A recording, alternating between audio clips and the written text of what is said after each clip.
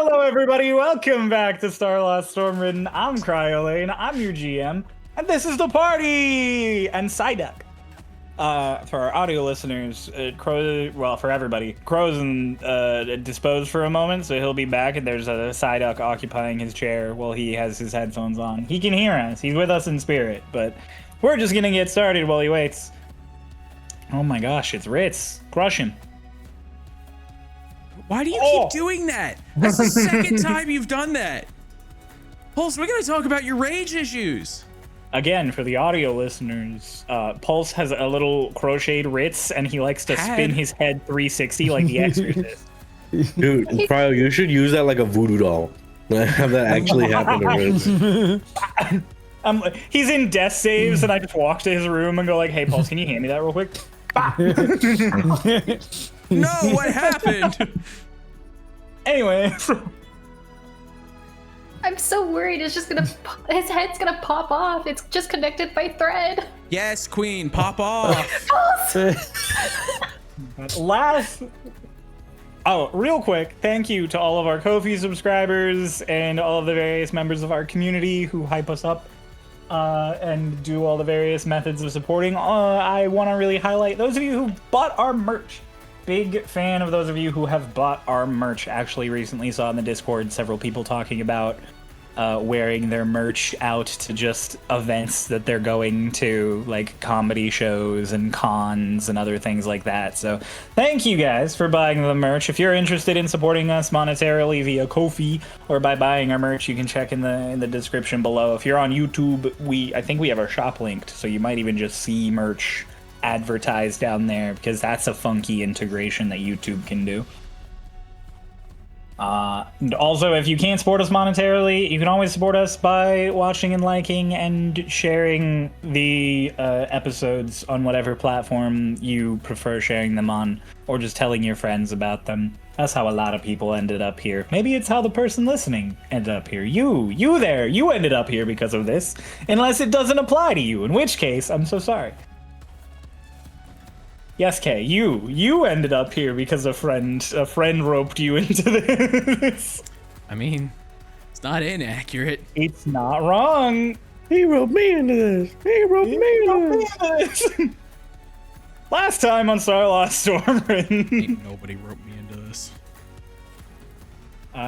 You guys followed Runava's locate object, past a couple of gardens and crops that you found in these strange rocky foothills of this basin that you were in, towards the mysterious tower in the distance. And as you arrived, someone spotted you and immediately, happily and excitedly came over to introduce themselves. A man named Jan revealed you were in a place called Tide Basin, and that your mysterious teleportation that ended you up here didn't transport you very far. Probably no more than 5 or 10 miles, somewhere in that region. And that you were allowed in by the tower. Jan, a manager of the agriculture, says that he can only answer so many questions, but that the overseer, Carmichael, a name you all recognize, can answer more of your questions. In the meantime, however, you ask to continue going to Nove, Runava's sibling, and Jan assists you as he sends someone else to go talk to Carmichael. And you arrive at Nove's home, where you discover them having changed a bit since Runava last saw them.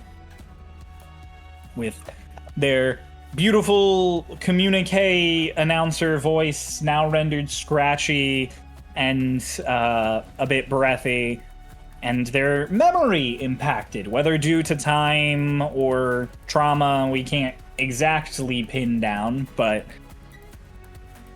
it is not overtly magical in nature, you discover a bit later. But what they do remember is, as they look at Runava, they remember that she is their sister. They just don't remember explicit details. A lot of things are vague to them. They invite you in for tea, and explain that they didn't even remember their name, and everybody calls them N, short for Endless, because they showed up at the very end of the Endless Night. Something that they and Runava have in common. as they start sort of talking a little bit about what they do in the tower, working on modern communicate devices. Carmichael arrives, the first time you guys have ever actually met him in person, outside of dreams and visions.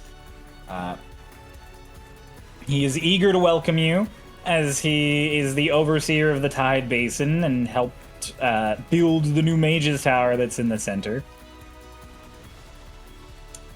He basically just talks to you guys for a very short bit before he decides to head out for the night and let you just enjoy your time with your sibling. Runava allows Penumbra to transfer to Nove to see if Nove could fix their throat, or to see if Nove's throat could be fixed by Penny. And Penny reveals that they are incapable of fixing the damage, at least in a reasonable amount of time, because it was damage dealt by divinity, by a god. And that they would essentially have to rip out a bunch of quote-unquote bad bits and replace them with things that are new. You guys, alongside Squad 12, the members of whom a few are with you, go to bed, staying at Nove's place. And after your long rest, wake up in a sort of staggered way, as some of you only trance and some of you sleep more or less than each other, with Runava and Selik waking up first, and Runava going down to sit with Nove while Nove reads and puts on tea, and Selik watching them for a little bit so they can have sibling time before eventually he comes down to make coffee. Nove eventually makes breakfast. All of you wake up to come do breakfast. Vane rushes through his a bit and then heads out to go on a walk to try and get a lay of the land, discovering that he can't find any indicators of any kind of underground. No signs of the Crown or other criminal organizations here in Tide Basin.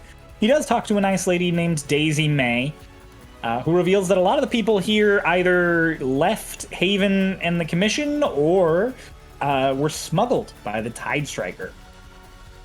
And that everyone who is here essentially of A, their own free will, and B, invitation from Carmichael. They either research and study in the tower, or they work out in the fields or on the town. You guys meet up with Vane as he's finishing this conversation, and follow Nove into the tower, listening briefly to a communique discussion. You meet the receptionist of the tower, Juju, and her two parrots, Ahab and Toom, and you travel up to Carmichael's office via a nice little bit of gate spell. You don't actually have to walk up the stairs. You just walk up with the intent to go to Carmichael's office, and you're there.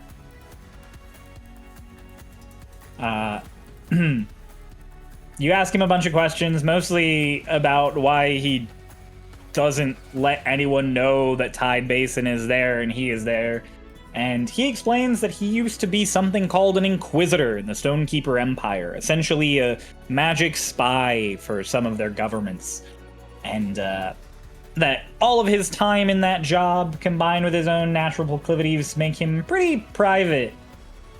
So, but now that this jig is sort of up, due to you guys discovering him, he has allowed you access to the tower, which, through more questioning, you guys come to learn he doesn't seem to know about the Foundation, the entity that you spoke to before you entered Tide Basin, indicating that he doesn't think the tower has real sentience, just minor bit of decision-making.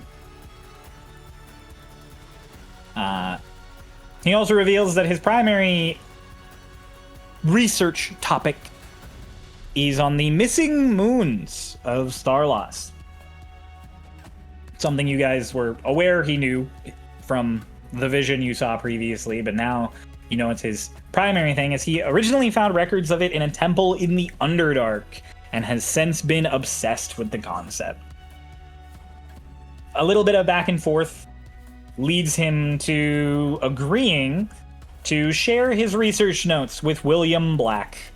And as Ritz subtly uses detect thoughts to figure out, you guys gauge from his various discussions with you that he's not exactly happy about being found out, and he's not exactly happy about sharing his notes, but he's trying to get in your good graces and let you trust him, so he's meeting you in the middle.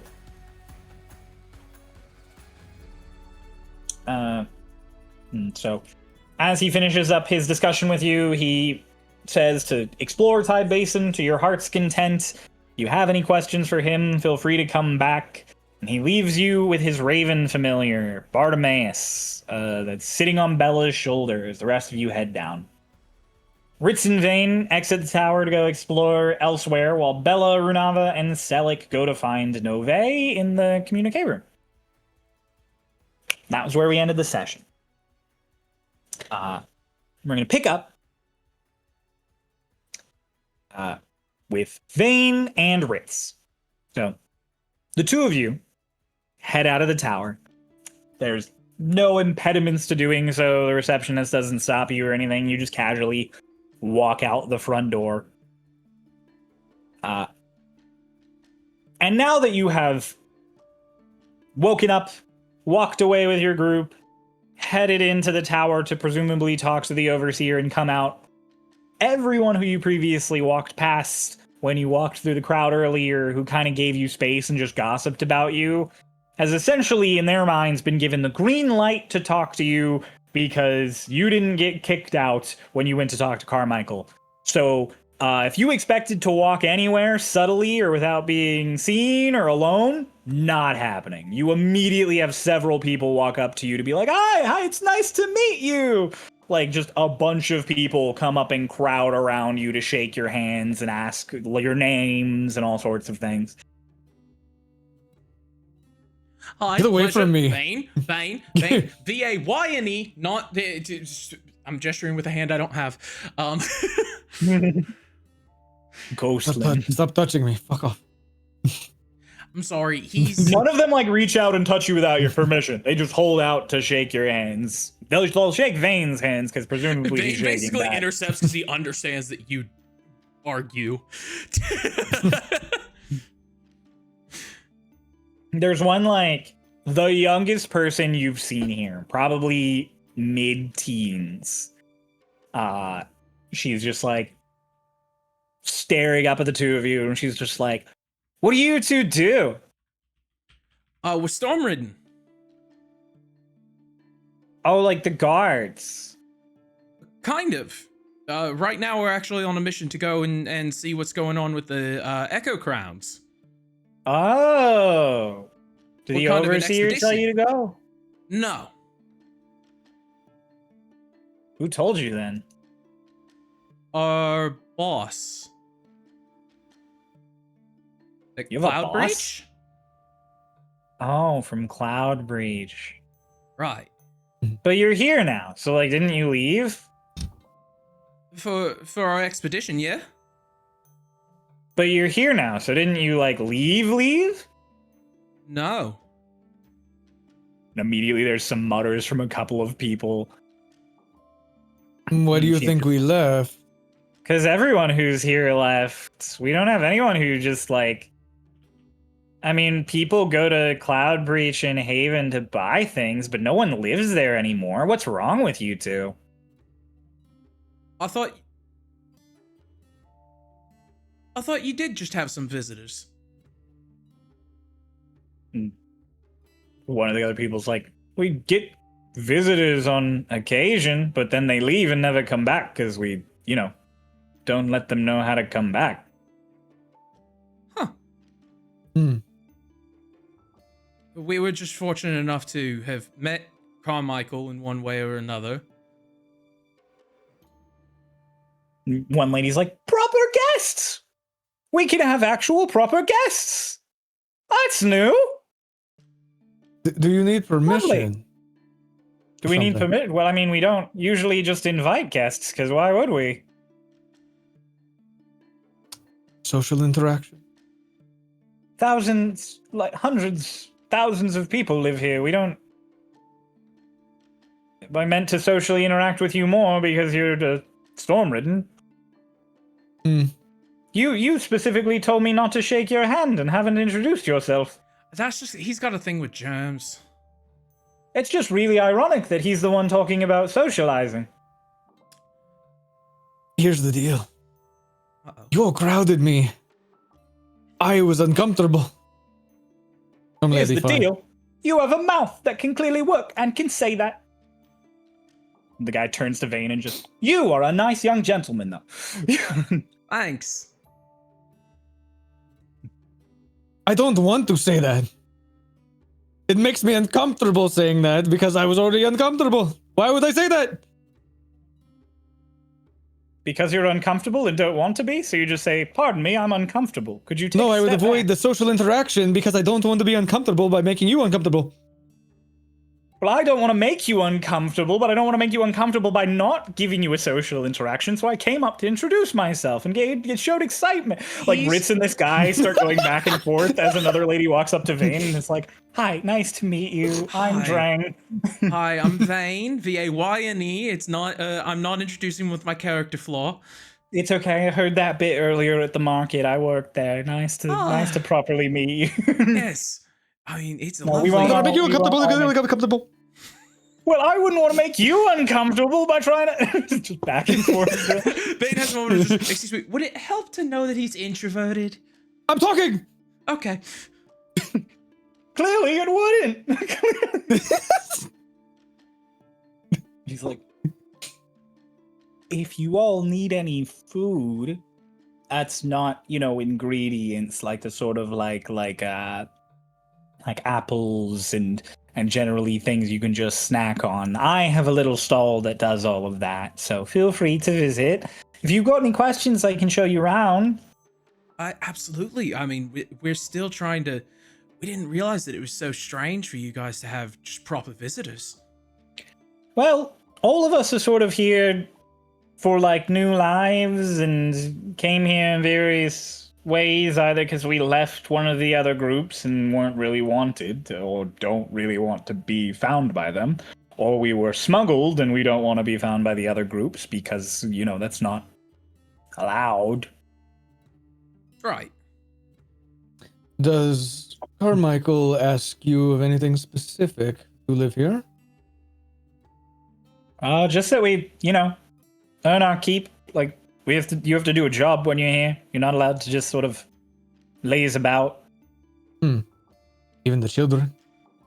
Well, the youngest one we have is points towards where the teenager was, and she's gone.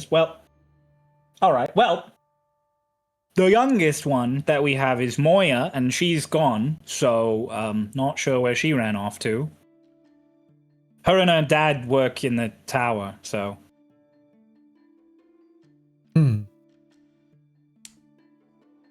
That's so.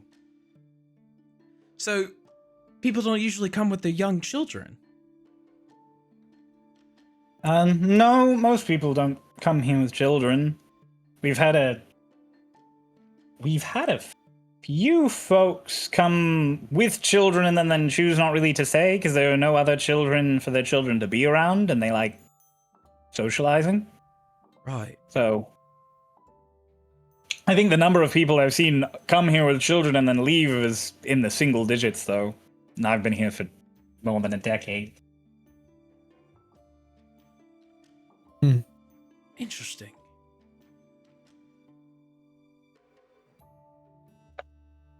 Ritz, are you done with your conversation with the other fellow? Yes, I've actually just been listening at this point. Fantastic. I was wondering if you were just like palming his face because you very suddenly started interacting with this one. Wait, was it rude of me to not actually answer the rest of your question? Which part? Not you. Okay. A little. I'll remember that. Everyone kind of just has a real awkward moment, not sure what to do with Ritz. And then Drang is just like, I can show you both around if you'd like. We don't have a lot going on outside the tower and the market, but there's a few neat spots. I would love to learn more about just kind of how this whole town functions, if anything. I'm happy to walk around, but as you said, not very big, so I'm happy to walk and talk. Of course. And you, I still didn't get your name. Brits. Ritz in vain. Well, feel free to follow me. Well, I actually have an interesting question, since everyone's here. Hmm? You ever seen anyone like me before?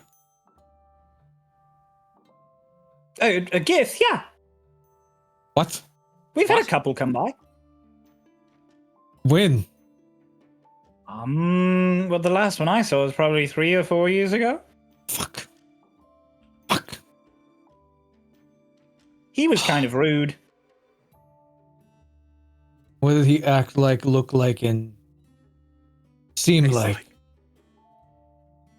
He Shut was really abrasive. Didn't really want anyone to talk to him. Didn't really want to introduce himself. A bit taller, slimmer, wore a lot of black. Had a sword. Was only here for a week or so and then left. Would he have happened to Talk have been about that. associated with the Tide Striker? No, not to my knowledge. Just a cranky guy. I'll minor illusion myself, but like in my old attire. That's a nice picture of you. It wasn't me. Okay. No, he looked a bit younger than you. He's a lot more full in the face. Ah. Kind of muscular. Oh. Does that ring a bell in any way to Ritz? Not really. It's just Not really. any muscular gith with a sword. Where did he go off to? Don't quite know. You could talk to the overseer. He would know. And if he doesn't remember, he keeps a record of everybody who, has been in and out. So. I must go. Oh, okay. Wait, no. You go back into the tower. Yep. Dragon just kind of standing there. You and I then. You and I then. All right. And other people kind of part for you. She leads you away. Meanwhile, in the tower,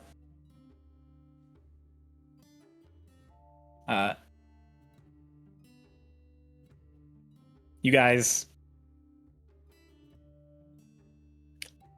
the three who had chosen to stay in the tower, we'll start with you. As you went up the stairs to find the communique, did you guys want to walk through the library to get there, or was your entire goal just the communique room? I'm following behind Runava, so whatever Runava decided. Well, I Whatever have to Runava ask each decided. of you individually, because it'll alter kind of how this Oh. works. Did you want to walk through and see things? Like, you as the character, would you be like, I want to walk through the tower and see? Or would you just be like, I Yeah. want to go to this place? I want to walk through the tower. Okay. Yeah, walk through that way. As you walk up, you have a brief, like, humming sensation as you pass through this sort of field. Similar to Carmichael's office. If you guys want to go anywhere in the tower, if you walk up the stairs to the next floor and you want to go to another place, you will just be on the floor you want to be on.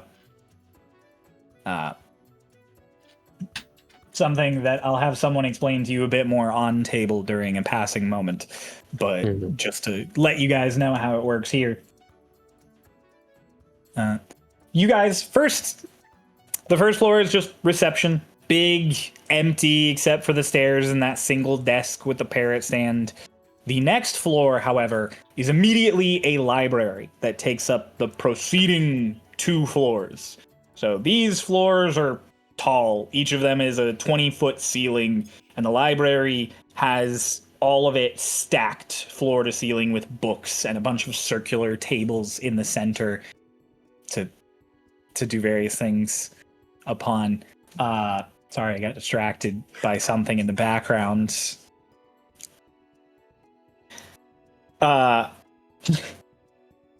So there are people immediately in there reading, sitting, and just sort of going over various things. None of them pay you much mind. A few of them notice you and see, like, can clearly tell that you're new and do a little, like, oh, and do like a little wave, and then go right back to what they were doing. Like, just get literally just kind of like a moment of just like, oh, like, hello, new person, okay, fun, and then go back to what they're doing. Okay. Sounds good. As you go up the next little flight of stairs, past the third floor, which is more library, you then head up to the one directly above it, and immediately find yourself in some kind of workshop. This big, expansive space where there are tables with artificers working all sorts of different projects. You can see some working on little robots, some tinkering with pipes and cables, a few of them working on what seems to be some kinds of weaponry. And it also has sort of these little escalated offices that you go up these tiny little scaffolding stairs to reach that sort of oversee everything.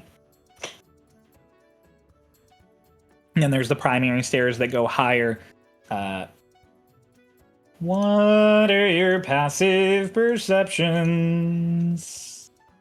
I'll say Selic. You notice with 15,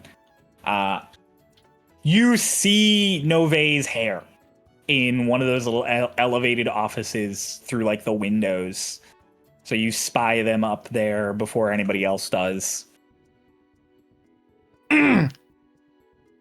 Though. Does it Got get a bubble in my out? throat. Brr. There. Brr. Brr. There she blows.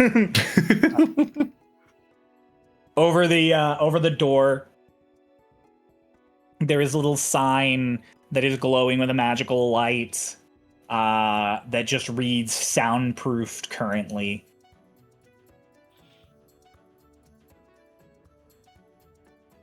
Just poke Nava. I will point and hello.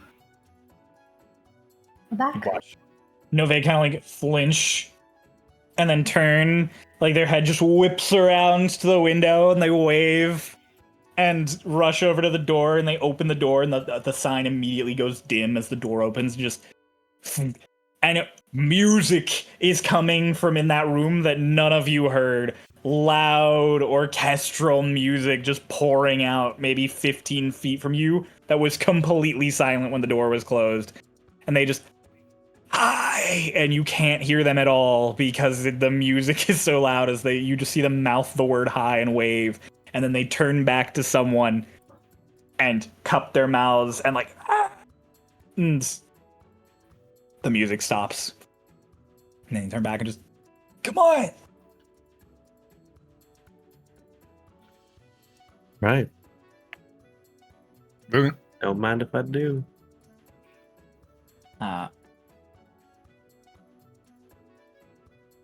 Y'all head on up there. Bella, you have to duck to get through the door. Clearly not built for someone your size. The room is kind of compact, especially once you get in here. You process that all of the soundproofing is not inherently magical. Some of it is just soundproofing. There is a lot of cloth on the walls and these little corrugated things of board up and down that disperses all of the sound.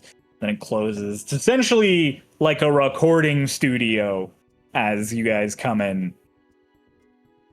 But all of the machines are just rune stones and little bobs and levers. Nove is in there.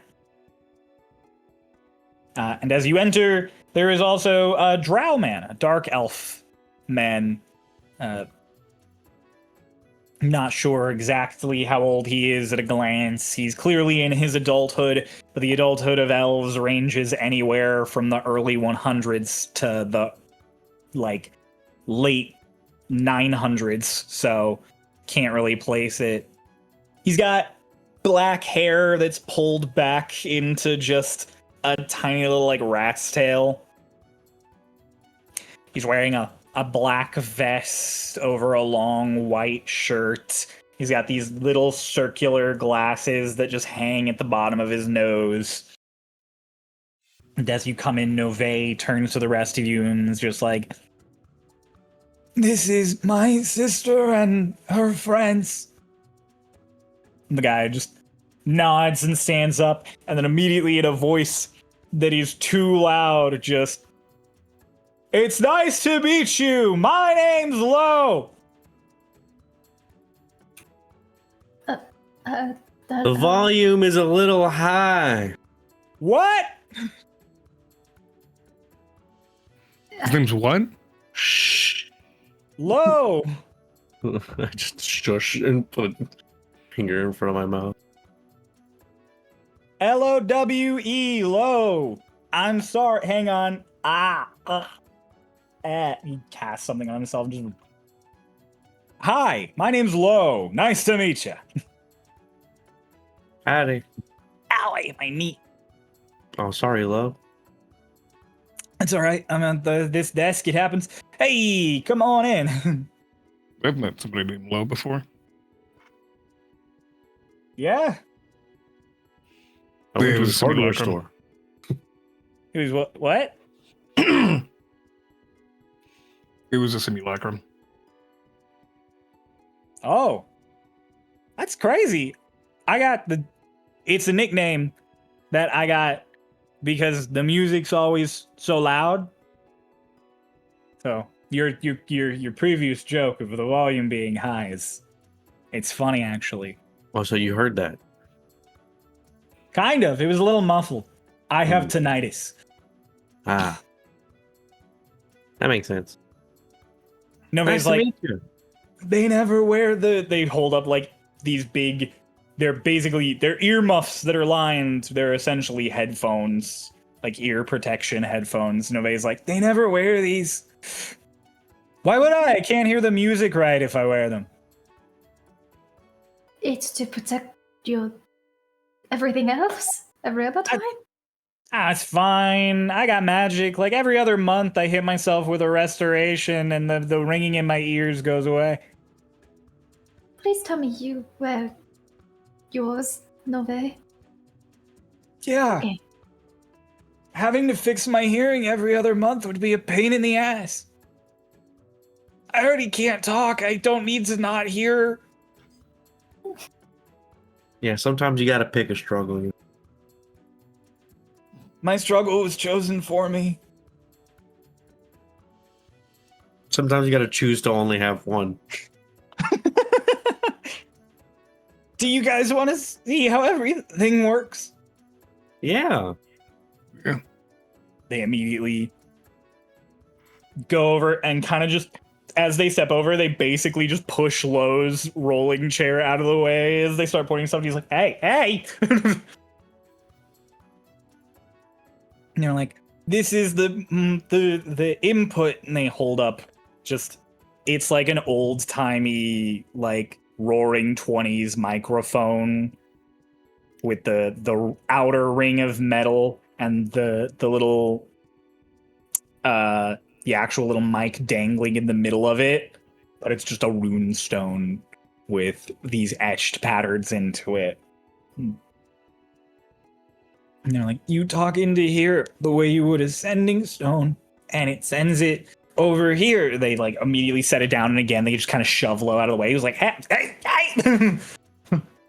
It's like a big box, and they open it up, and you see this mishmash of glass orbs with little magic nodules floating in them, and rune stones slotted in alongside metal rods and cables. And you're like, these stones take in the sound and then they convert it with magic into vibrations that shake all of these readers and send it through cables to other stones and orbs that go out to all of the orbs in town. the more they talk and explain as they keep going into how all of this works, they're excited and happy, and you can all tell as they get into maybe their third or fourth like paragraph of going over how everything works and then go to another thing, that their voice is struggling more and more, as they probably haven't talked this much and this excitedly in a long time. Ever so often, I just let Nove have my water skin. They basically, you hand it to them and they're like, oh, thanks. And they take like a single sip and then hand it back and immediately just start again, not thinking about it. Just rushing through everything. They basically just spend the next like 10 or 15 minutes going through their day and how it goes. They're like, I come in here, I help set up all of the machines and turn everything on. I make sure the rune stones are set in there right. I make sure none of the cables are loose. These balls have a magical oil in them, and when they run out in these orbs, I have to pull them out and put a new one in. And they're like, I basically just get everything set up so that Lo can make the announcements on the speakers. And they rush through that whole thing. While they're doing that, Ritz, you're just coming to talk to Carmichael, right? Like, Yeah. full intent okay. So in that case, you walk up the first set of stairs and you just boom and are in Carmichael's office. And he's sitting there writing and he just, Hello again. well, deja vu. You showing up in my office alone, mysteriously. I feel like we've been here before. Perhaps. What can I do for you, Riz? Well, I was told that you have data on every person who's ever come and gone here. I mean, data might be a bit hyperbolizing. I have information on everyone who's. I keep track of names and general information just so I can keep my head on straight if someone comes back. What, are you looking for somebody? Well, you know what a Gith is, right? I'm looking at one, so yes. Seems like everybody on this side doesn't. Oh, well, I mean, you're not very common. I'm sure only a few handfuls of people even know that you exist. Pretty much. Which is why I'm curious on how many of you have ever seen here. Here, I've only ever seen 2 in my entire life and being. Probably a few dozen, maybe. Could I have that information? Yeah. He just warps a couple of books to his hands and opens them and starts going through them, and he's like, not that one. Here we go. Turns it around and slides it out to you. Just, that's the last Gith that was here. Name was Achtu. I probably don't recognize this. No, not a name you recognize.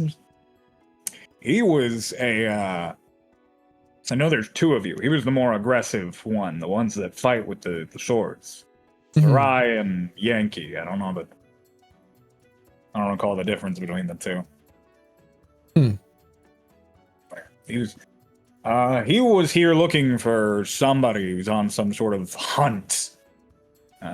He claimed he was here for the false son of the king. I don't know what that is. Interesting. And what about the second one? She was here longer ago. I'm gonna need an older book for that. And he just 9 years, 10, something like that. Pop, and flips through. He goes through a few books, and you realize in the moment as he's going through them, it's kind of like the juxtaposition between how William looks something up and how Carmichael looks something up, because William can't forget things, so the moment he tries to like be like, where did I put that? It's here. Like, versus Carmichael, who grabs like 6 books off the shelf and is like, not that one, not that one, not that one. And finally he just There it is.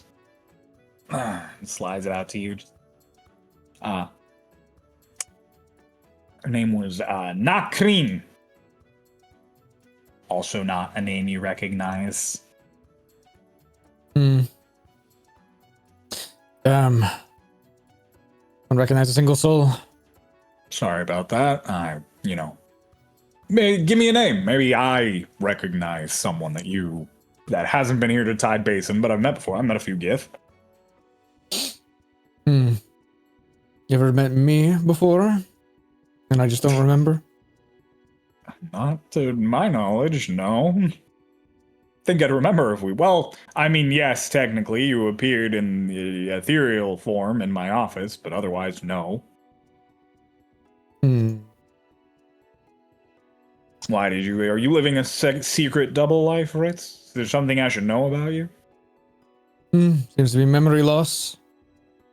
Oh. Have you tried restoration? Lesser and greater? Something of the sort. I don't even wait. Yeah, William Black tried, right? He doesn't have a restoration. What is it? Or Lashna tried. I had someone pretty high up try. Oh, all right. Well, if remove curse and restoration doesn't fix it, then yeah, it might be something medical instead of a modify memory, or it might be something intrinsic. I don't know. Regardless, happy to help. If you give me a name, I'll keep an eye out.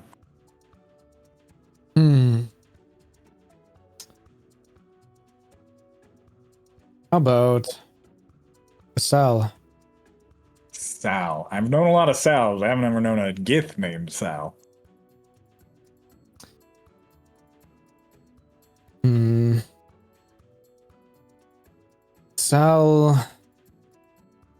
Saltine. Saltine. All right. Okay, yeah, I can. Ooh! Rich and Saltine.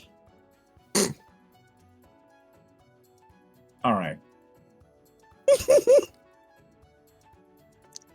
I have a few people. A couple people give me information. Keep a lookout for things like that. I will look out for Saltine, a Gith. Any other distinguishing features? She's a dragon. I think he would just, minor illusion right then and there. Maybe show what she wore the last time he saw her. Seen my friend Graham. All right. Okay, I'll keep an eye out. She pretty distinguishable from Gith. I mean, things have changed, I think, possibly since you last saw. Curious, do they refer to themselves as Githyanki? Githzerai? most of the ones I've encountered have just said Gith. And then when I've asked for the clarification, they've said something along the lines of, "You wouldn't understand the difference if I started, mortal scum." Which they're also mortal, so I don't know why they have such a high horse on that, but... Ah. Well, since my time, I became their leader at one point. Right, okay. I don't know if there's many more clans out there potentially that somehow didn't reach our village, but they came up with this Zarian. Stuck with it. Zarian, okay. Well, I mean, if you forgot things, they might have forgotten things. Be interesting if they did. Yeah, I guess that's the point of a leader, is to help them remember, huh? I guess so. Really If I good. can't find them, I can't do anything about it. Okay. If I find any other Britsarians, I'll send them your way. Sounds good. He'll probably take like the information that he got and just like store it in his pocket or whatever, Okay. and go back down. All right. So long. You just leave, and Carmine just does just a little wave as you leave. Kind of like shakes his head, like, "Oh my god." Goes back to what he was doing. You head back down to the bottom of the tower. Noah's not here, so yes. I was gonna go to, I guess, where they went. Oh, you're like, I want to go to wherever the communique is to find where they went. Yeah, may as well. I think since I'm here. You walk down the stairs and you just immediately appear in that artificer workshop. You have a moment of just like, oh. Where am I? Hey!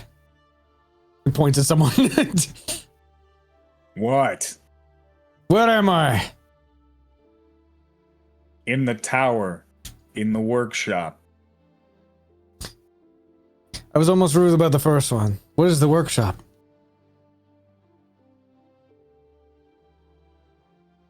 That is a lot better of an attitude. Wow, that changed really fast. Welcome to the workshop. It's where all the artificers go to tinker. What is your most prized invention?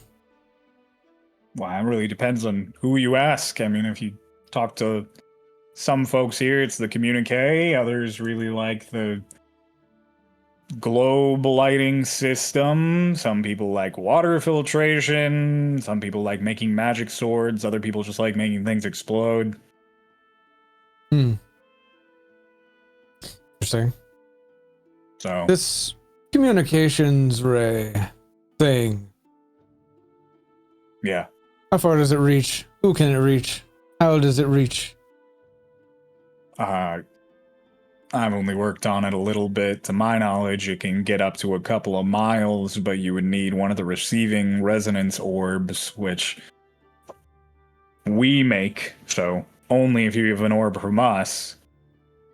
But it can go out to however many orbs there are, so if we wanted to make like 2,000 of them and spread them out in a circumference radius around the entire,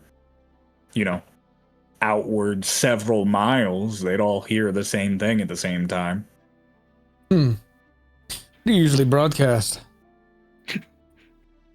I go ask them. Gestures up to the office where you see the rest of your friends. Ritz sounds like in like a show when like the supervillain has like a fake disguise on and like sneaks in. It's like, what's going on here? Shoots every. What could you shoot with it? Does it use uranium? The shrink ray. How does the shrink ray work? Can you kill people with it? Does it work on Superman?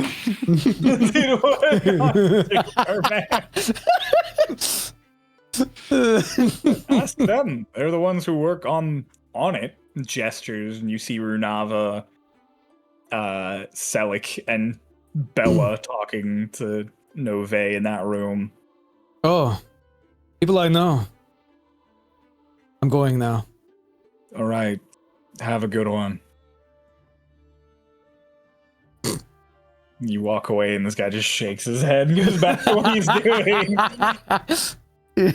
The stereotypical Ritz response of shaking your head, confused, and going back to what you're doing.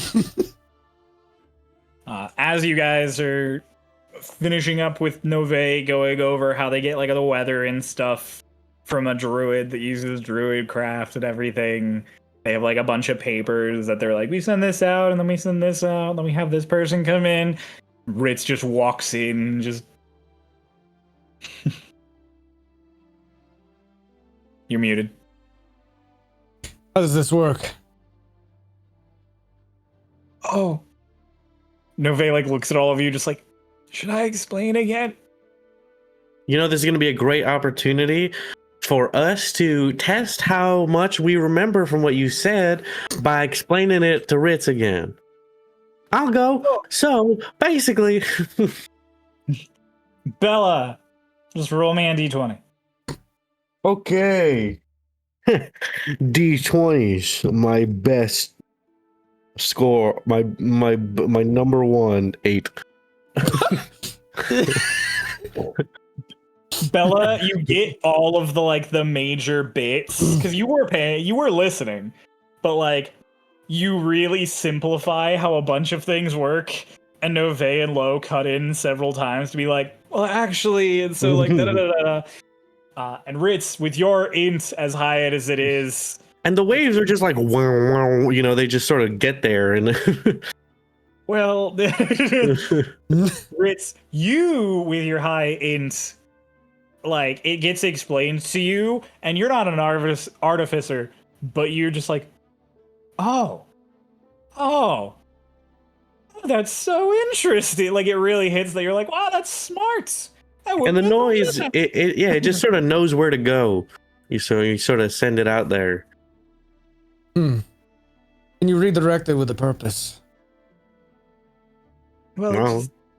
I mean, if you wanted to do that, you'd probably just want a sending stone. Or thaumaturgy. This is not more powerful, though. I mean, it's just a different thing. It's like the difference between if you want to shoot one person, you use a bow and arrow, but if you wanted to, blow up a building, you'd use a cannon. They're just different. You just have different goals going in.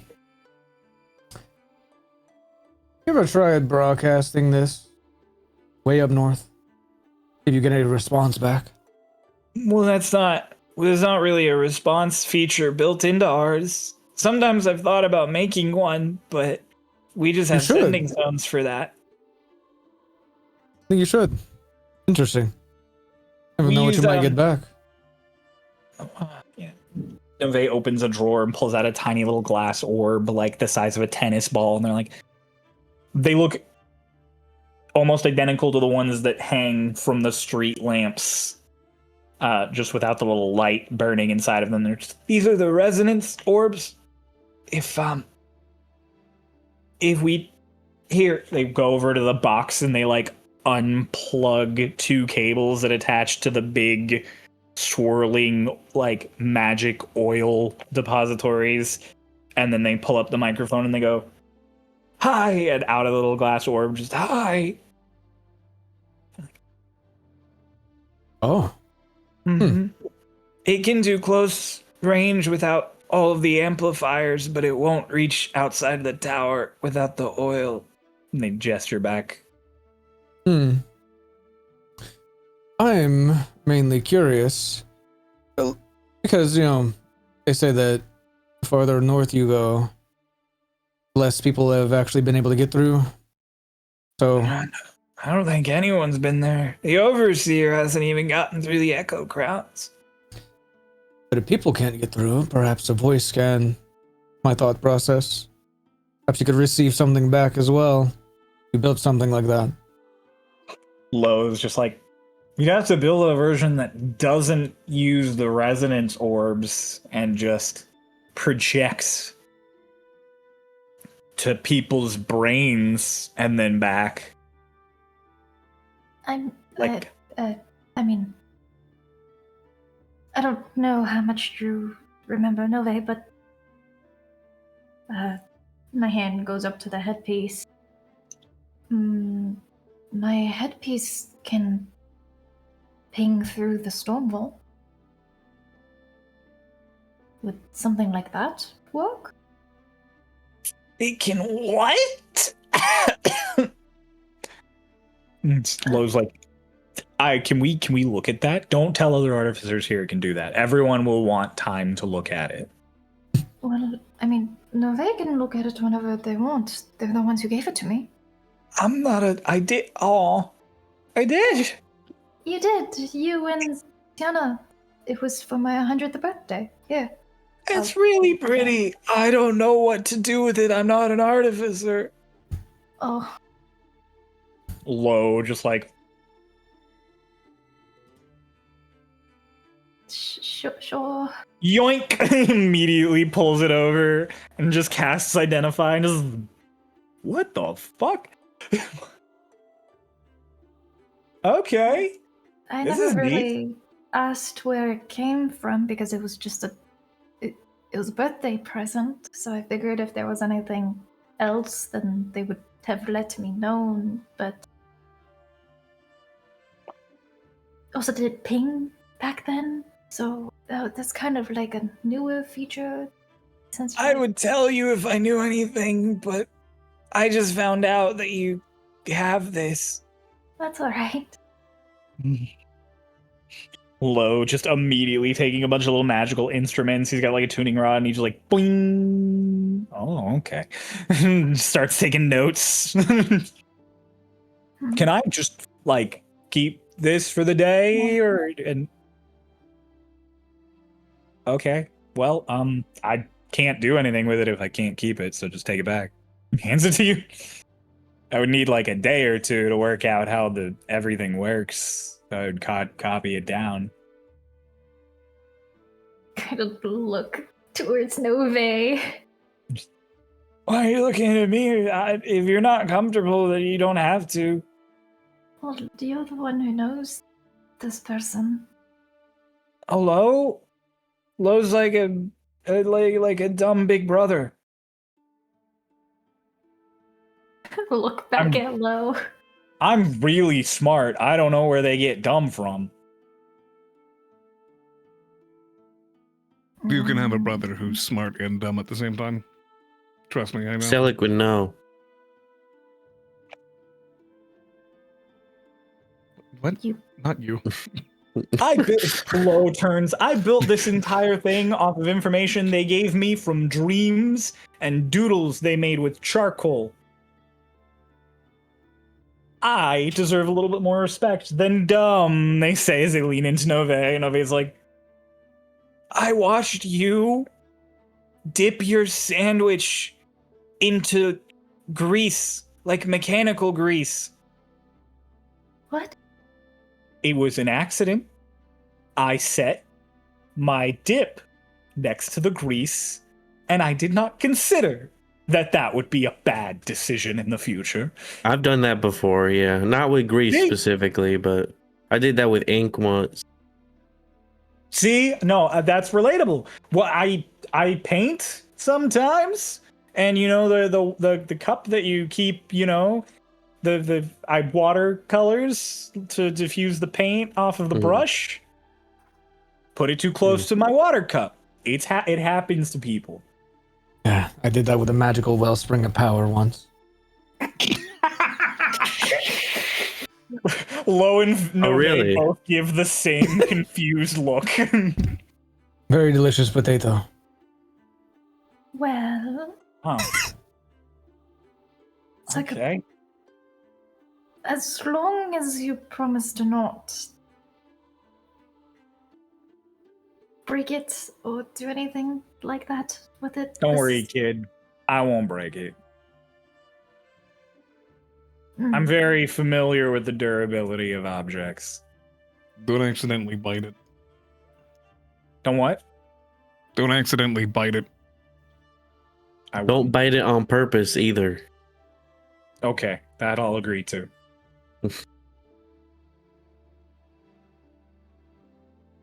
I'll treat it with the utmost care. Thank you. Fuck yeah. Ding! I'll like just go right back to working on it. You guys sit there. Lo, like, immediately, as soon as he has access to actually work with this thing, it's like you guys don't exist. Just completely tunnel visions. Nove's just like, I normally just spend the rest of the day fine-tuning things and preparing reports for the next day, and then asking the artificers if they need anything. Do you like doing this? Mm-hmm. It's it's kind of funny because it's like you used to do his job, speaking into the communication, and you would have an, I guess, artificer. That wasn't really a term used back then. That would help you. Oh. Well, I would love to do what Lo does, but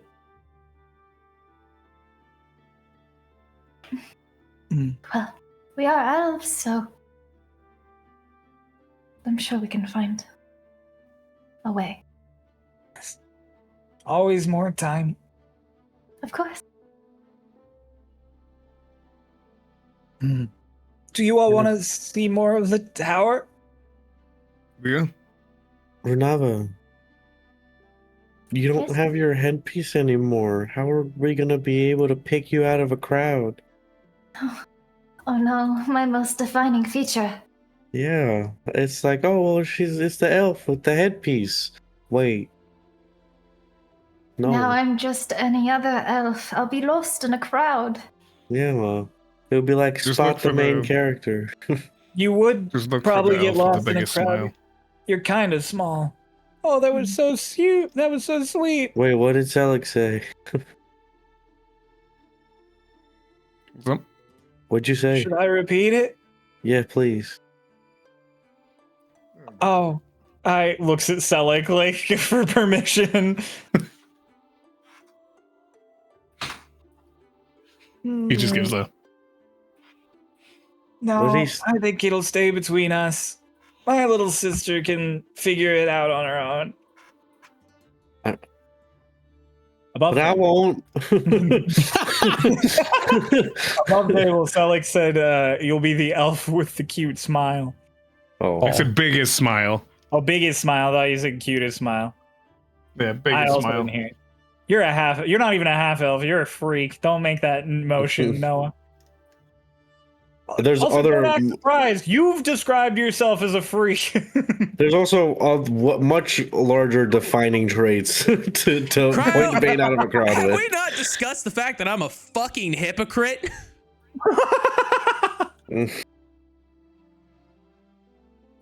No, Vane's just like, I can show you other floors. There's one floor that's just a greenhouse. It's just plants. You should show us your favorite floors that aren't this one. Oh, I was gonna say it's this one, and then you specified not this one. My next favorite one is probably the greenhouse. It's just plants. Which way is that? That's why I recommended it. Way it's up. Okay. Is everything just up? We're pretty low, so yeah. Are we? Well, I don't the really only- know. The only things beneath us are the library, and then the lower levels, like water filtration, and there's like a refinery and mine at the bottom. I thought we just came up from Carmichael. You went down from Carmichael's Oh. office and then up from the lobby again. But was You it the all- same staircase? Yeah. How did- Oh. Nove explains how the staircases work. Yeah. I was trying to cue it up or tee it up for you. Yeah. That makes sense.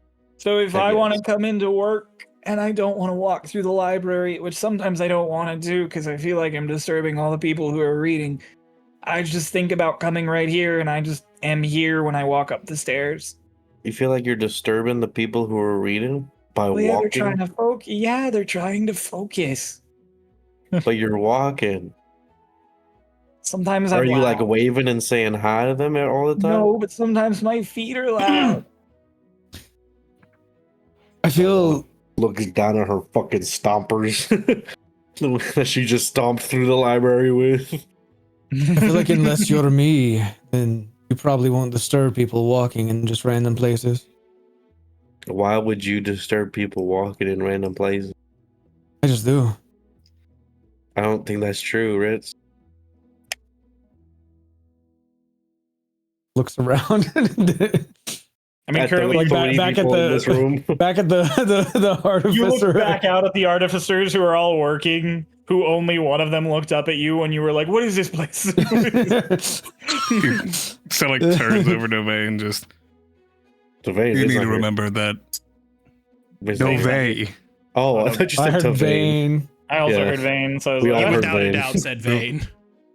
Without a doubt, I Oh. said no Vay. No, you don't say Vane. it now. No Vay, So but you my mic printed a probably Vay.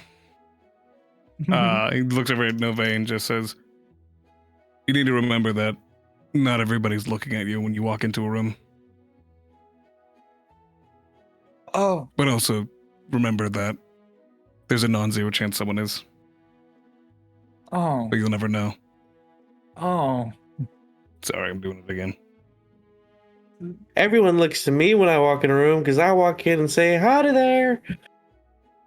That wouldn't go great in a library. Well, I don't do it in libraries. Most let's other rooms, though, yeah. Let's go look at some of the other floors. No, All right. The next room I walk into, I'm going to say, howdy there. We'll cut over to Vane real quick. Vane, Hey. Drang has taken you first to the market where she walked around a little bit. You saw Mary Lou again. Then she walked you around some of the streets and was like, this is some of the residential ward, this is some of the residential ward, this is some of the residential ward. Basically just like around. This place is like 90% housing and 10% places where people work.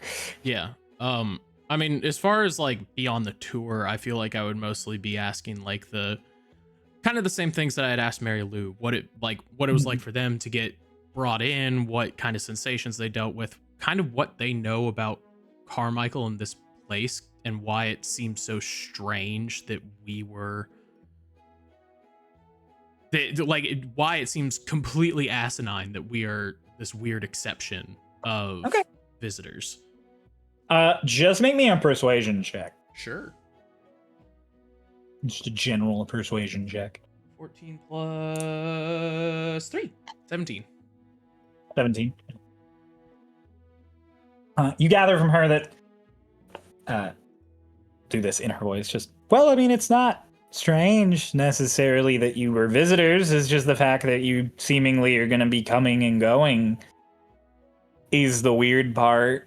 We're pretty secretive, so the only people who come and go are people who live here and come back here. And if you decide to leave, like we say our goodbyes, we set you up with some stuff you'll need to leave, and then when you leave, you forget how to come back.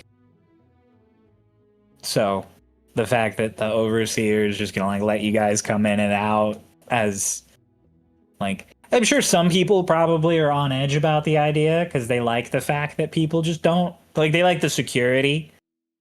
But I mean, I'm sure there are other people who are excited about the idea. You know, living in sort of a secluded little conclave only feels good for so long.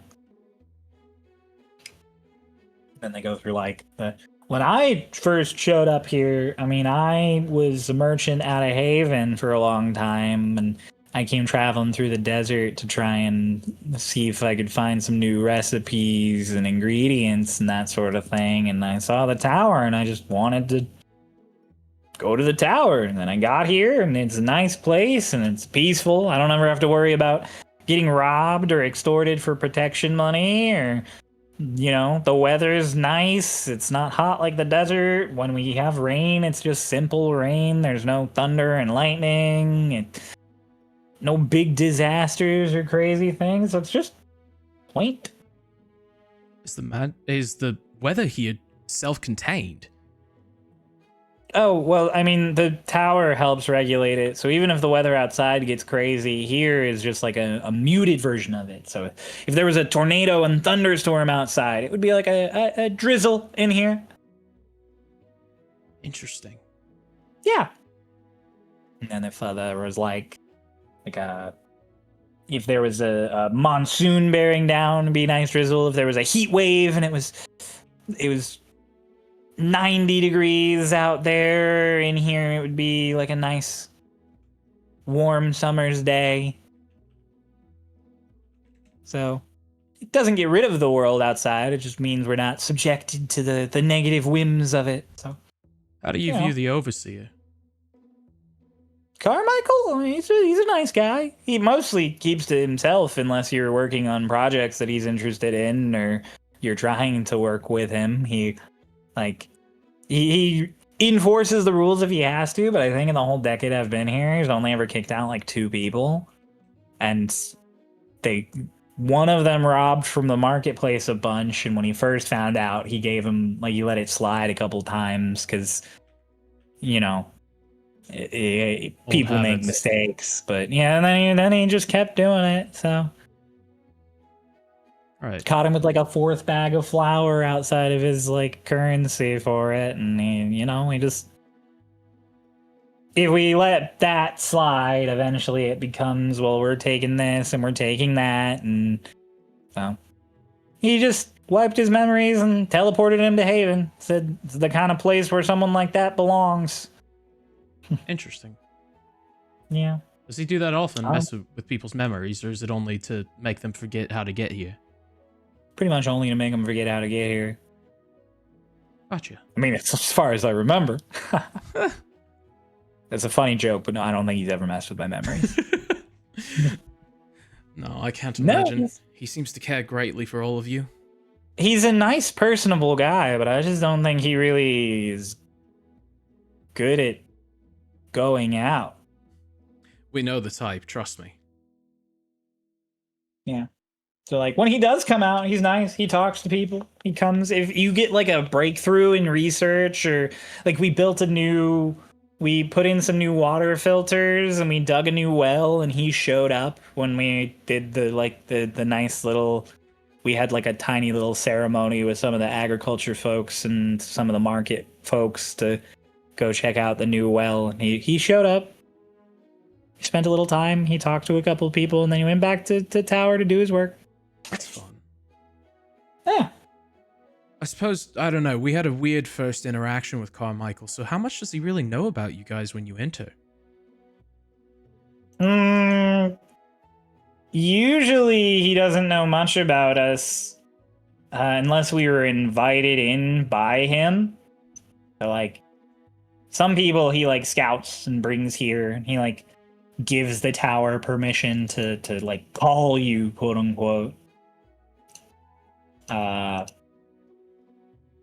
But, like, others, he just sort of sets, like, a prerequisite for, like with me. They wanted more merchants and more people who worked with food. So he let the tower, reach out to people who met those criteria. And when I showed up, eventually, once enough merchants showed up, the tower stopped asking for merchants. Do you guys do, like, an intake interview where Carmichael learns a bit more of you? Yeah, usually when I mean, I guess you're a special case, but yeah, when you talk to the overseer the first time, he usually asks, and then he lets you stay for a few weeks and try your jobs out, and you get a little place to stay, and someone usually stays with you, not like in your house, but like when you get up in the morning, like you go hang out with them. Like when you start a job and you Like a have shadow. someone who, yeah, they shadow you and they show you the ropes, and if you Or I want to guess you stay, should. then you stay, and if you want to leave, then you get your memory wiped and you leave. Right. Yeah. So keeps it nice and sort of regulated here. That's my voice doing that. There are no 'cause it- kids, though, so, I mean, other than the teenagers, so did none of you just, how do I put this frankly? None of you have relations? Oh, I mean, birth control is really readily accessible magically here, so we just don't, most of us, for the sake of our sanity. For sanity. I don't like kids. That's fair. I've just always heard them described as little bundles of joy. Yeah, that's what you think, and then suddenly you're the aunt of triplets, and your sister keeps asking you to change their diapers, and they keep pulling out your hair. Now, Miss Drang, are you speaking from experience? A bit. That's fair. I don't know. I guess I've just never really been in a city that doesn't have kids. It's nice. You can say fuck everywhere you go. There's a moment of realization that hits Vane's face of like, I'm not supposed to be saying, uh-oh. Remembering every time you cursed in front of Phoebe. Just, ooh. Phoebe's a teenager. It doesn't count. Yeah, I mean, for the most part, Vane lets the tour finish. Okay. And then at one point, as you're taking out to the fields and the wells and the little gardens, you spy Squad 12. Currently investigating one of the rocks, and she's like, "Oh, more of your friends."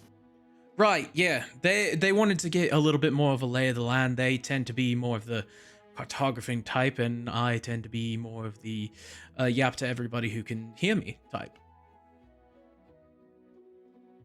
Oh, should we leave them alone, or?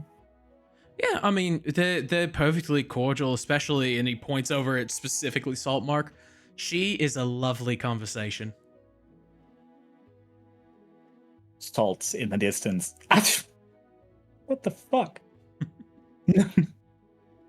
Oh yeah, seems like it. Okay, well, I mean, we can just let them go about their business and head back to the tower if you'd rather. Yeah, once they get a lay of the land, they will relax, but they have had more turmoil in their journey than we have, so call them a bit paranoid. Oh, I mean, no, that happens. I mean, everyone is I mean, not everyone, but a lot of people are a bit paranoid when they first get here. I mean, you are clearly a bit paranoid. I mean, wouldn't you be? Yeah, I assume you were, to some degree, of just suddenly being sucked into a place that only lets people in if it wants to, and you can't even see otherwise. You know, it's pretty crazy. I thought I died at first. A lot of people actually think they died at first and that this is some kind of afterlife, and then usually if they're really hung up on that, the overseer like takes them out and in a couple of times to be like, "See, you're fine. Calm down." Honestly, had this been my first time in the desert, probably would have thought the same. I felt like I was dying. Oh yeah, no, the desert sucks. Yeah. Anyways, follow me. Let's go back. Yes. Do you like cookies? I love cookies. There's a great recipe. I taught it to N. Nove. Nove. Yeah, I taught it to Nove. I don't know how good they are at it, but I can give you some cookies. Come on. If you want to know where I'm going next, once I break off, I do plan to go to the tower, and I do plan to go to Carmichael. Okay. So, you get a little bag of cookies. There's a dozen of them. Hell yeah. What kind of cookies? Chocolate chip. Fuck yeah. It's clearly the same recipe as Nove's, but Drang is just a bit better at making them. You head into the tower to go to Carmichael, as meanwhile, the rest of you are shown the greenhouse. It is a wide collection of various plants that can't really grow reasonably outside. All sorts of colors and varieties. Some are poisonous and clearly labeled as "please leave these alone." And they're for medicinal or research purposes. Others are just fun plants to have around. Some of them are used for dyes and colors. Nove says sometimes when they take their lunch breaks, they just come walk around up here. As Nove sort of finishes showing you that, Nove's like, "Oh," and turns to Bella with her big fucking sword and her other sword and her sheet, like her whole gear, and is just like, "Do you want to see the armory?" Yeah, that'd be awesome. Okay, come on. It's not too crazy because we don't really have like a military, but some of the artificers like making weapons. So there's, like forges and weapons and stuff. Are there Are there cool magic weapons there? I get close. Get really close. They like leaned partially back. It's just like, I think so. Please. Do you guys want to come with, like, to the rest of you? Okay. I will go to the library. Okay, just go down and think library and you'll be there. Fritz, you don't want to look at the cool magic weapons with us? I don't use the sword anymore. But whatever his name is gonna be there. Bird. Hi, Bartimaeus. Bartimaeus. Yeah? I forgot I was here. I didn't. I never forget you except for your name. Oh, okay, that works. If you see anything I think would look cool, let me know. Yeah, and you'll be over in the fucking library, and then what? And then I'll go back down and see for myself. You can come with me. Give you another reason to go back down. You're gonna have to find a reason for me to leave first. True. You guys split. Ritz goes down. Just you guys watch him go down the stairs, and from your perspective, you see him go like all the way down the stairs until you can't see his head through the floor before. Ritz, from your perspective, you walk down, and the moment you pass like into quote unquote the next floor, you are just gone into the library, and the rest of them are gone. Magic. Beautiful. The rest of Unove is like, all right, it's up a few floors, so just think armory and weapons. All right. Okay, and they walk up and boom, boom, boom, boom, you all just appear. The room, big circular space. There are 3 forges that are mounted to the walls with hot metal or some kind of molten fluid flowing through them, and all these casts lined up in front, and ingots laid out in bins next to them. And along one wall is just weaponry. There are swords and axes and spears and tridents and knives and guns. There's just a huge variety of things. It's funny that Nove said that there's not a lot, because compared to a city, it's not like a crazy amount, but compared to any blacksmith shop, you have like 4 times the amount of weapons stacked on the wall here. Bella is running between different like stations and things that are like mounted on walls or like on tables, like a kid in a candy shop. It's like you just released an 8-year-old into a Toys R Us.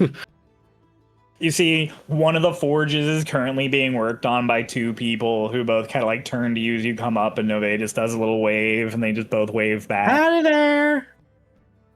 And they wave at you. And all of the weapons have little tags attached to them just by twine and paper. Oh, yeah.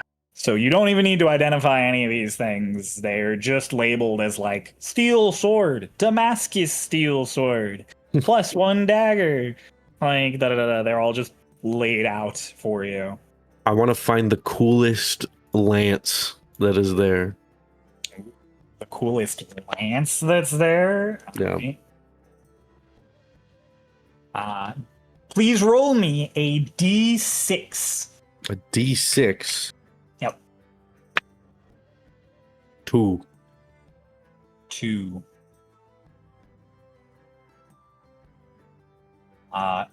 You come across a one that is labeled a Lance of Thunder and Lightning. Oh. It is very rare. Above table, I'll just read to you. It's a +2 to attack and damage rolls.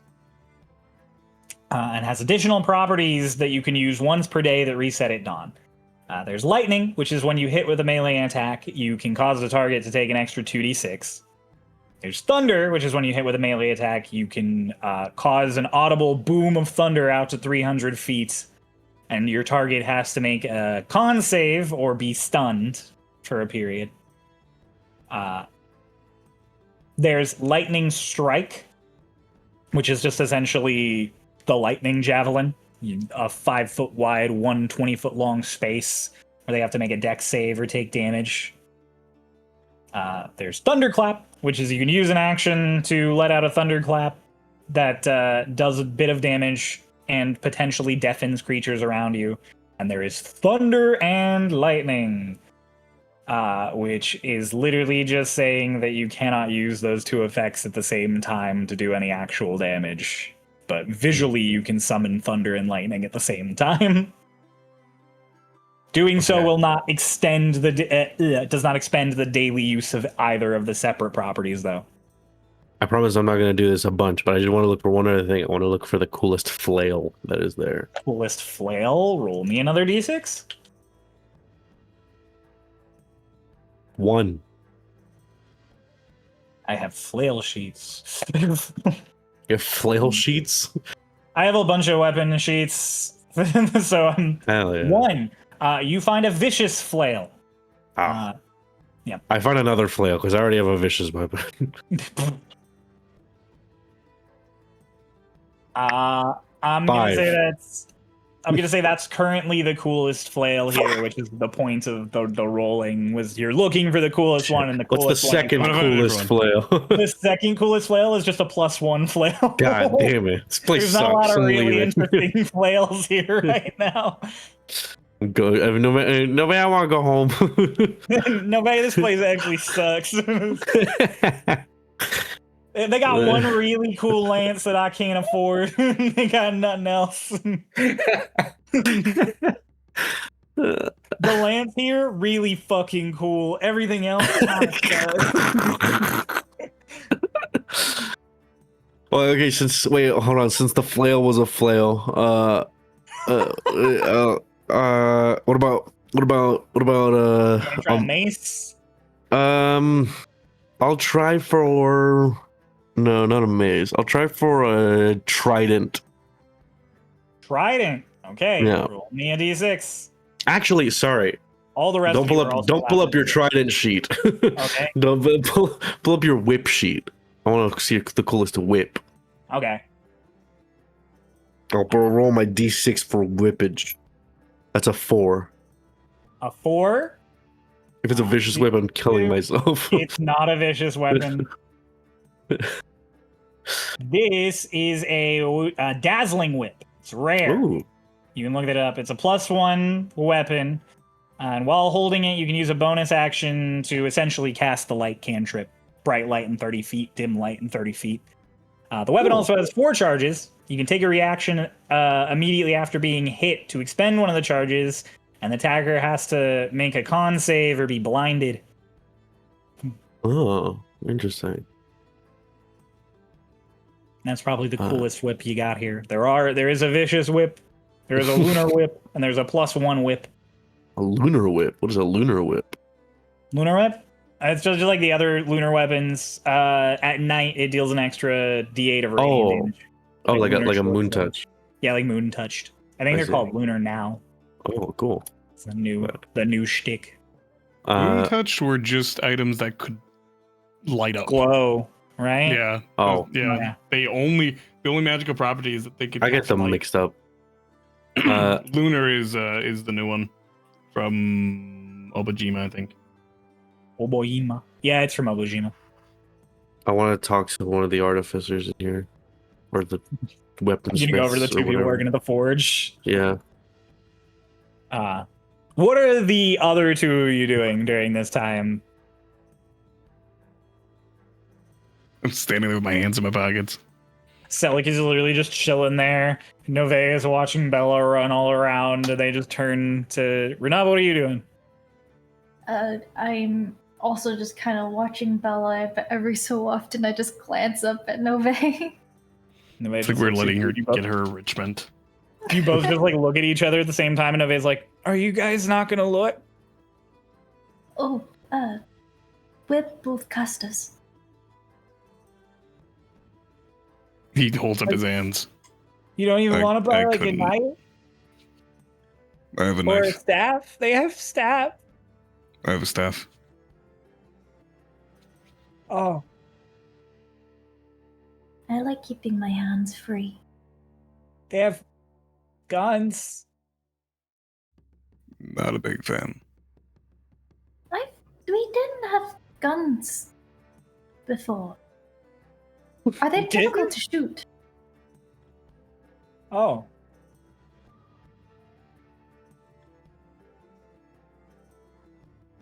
Are they? Huh.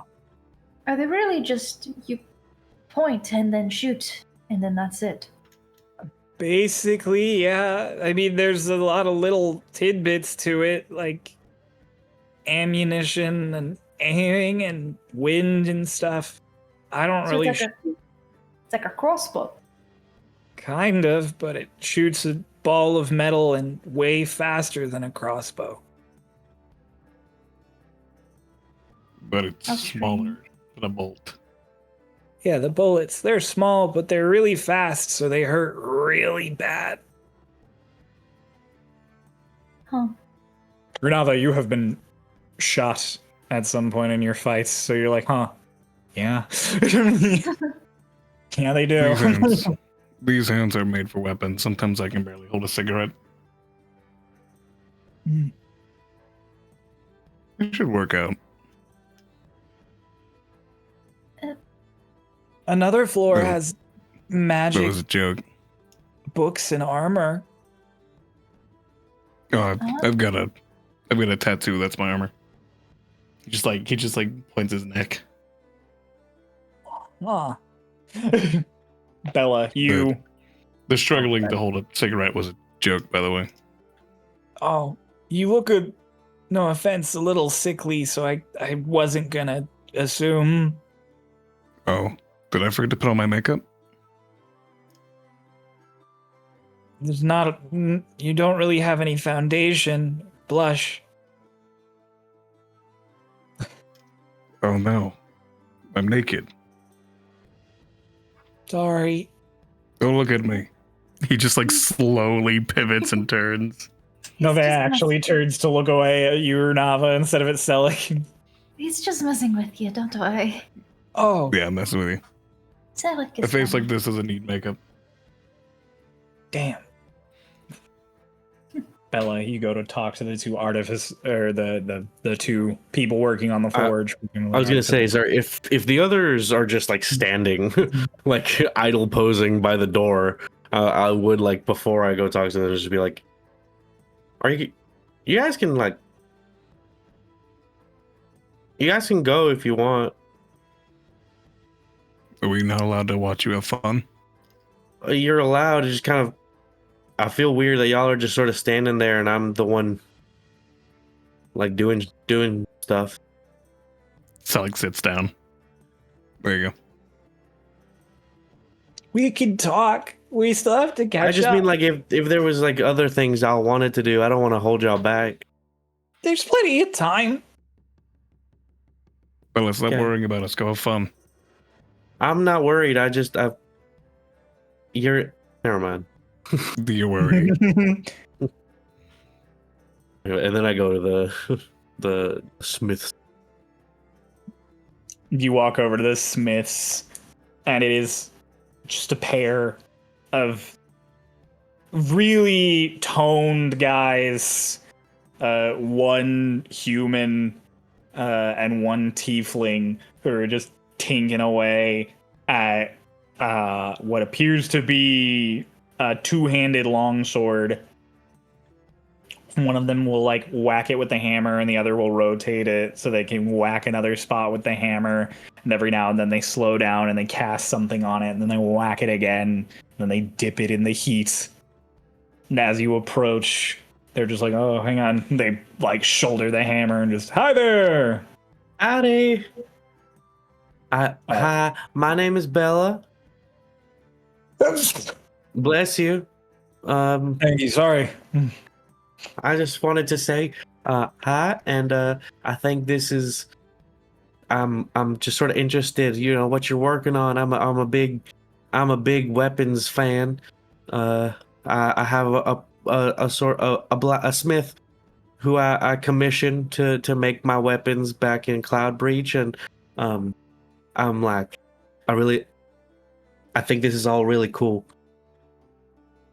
Thanks. Yeah, no, we're just two of the people who work here in the workshop. So, there's lots of other folks who make all that possible. But What are your favorite things that you've made?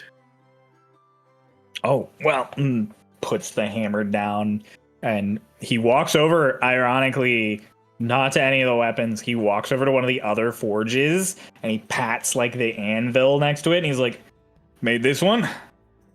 Oh, Proud of it. Hasn't chipped, bent, or folded in any spots." wow. I mean, making weapons is hard, obviously, but making an anvil that can handle enchanted weapons being forged on it is a pain in the ass. Right. I can imagine.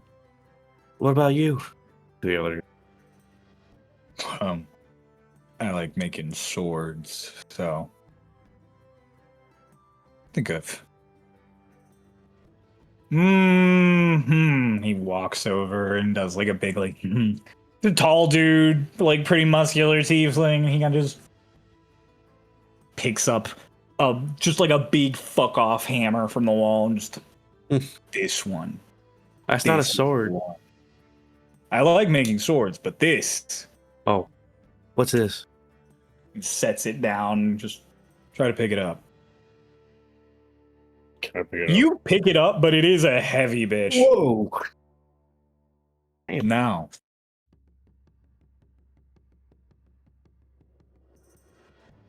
He leans into the hammer and just.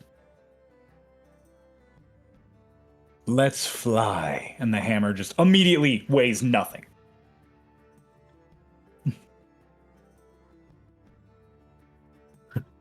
Wait, but if I like, well, it's still.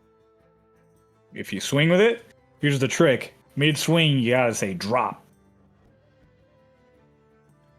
Oh.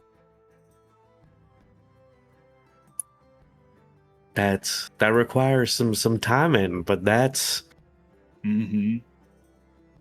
wow. What do you call it? Oh, I call it raisin drop.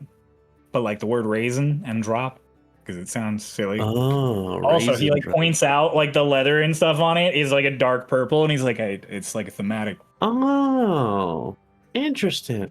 Can I Yep. show you some of my weapons? Yeah, like both of them just nod. I just like just start pulling out.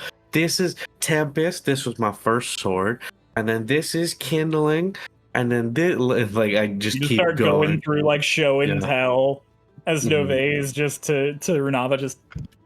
Are you worried about your other friends?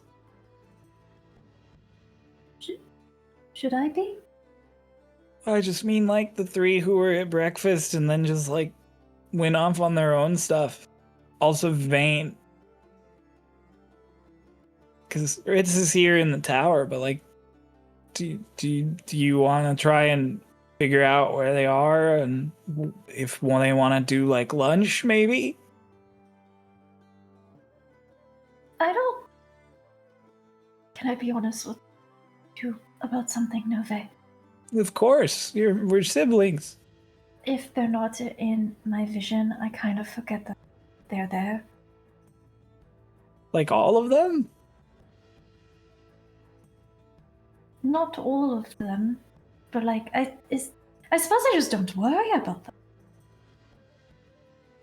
To be fair, we have Ritz, who's very self-sufficient, and then you don't have to worry about. You sometimes have to worry about Vane. We should be Well- worried about Vane. What about the other three? Oh, I don't don't- think about them when they're not here.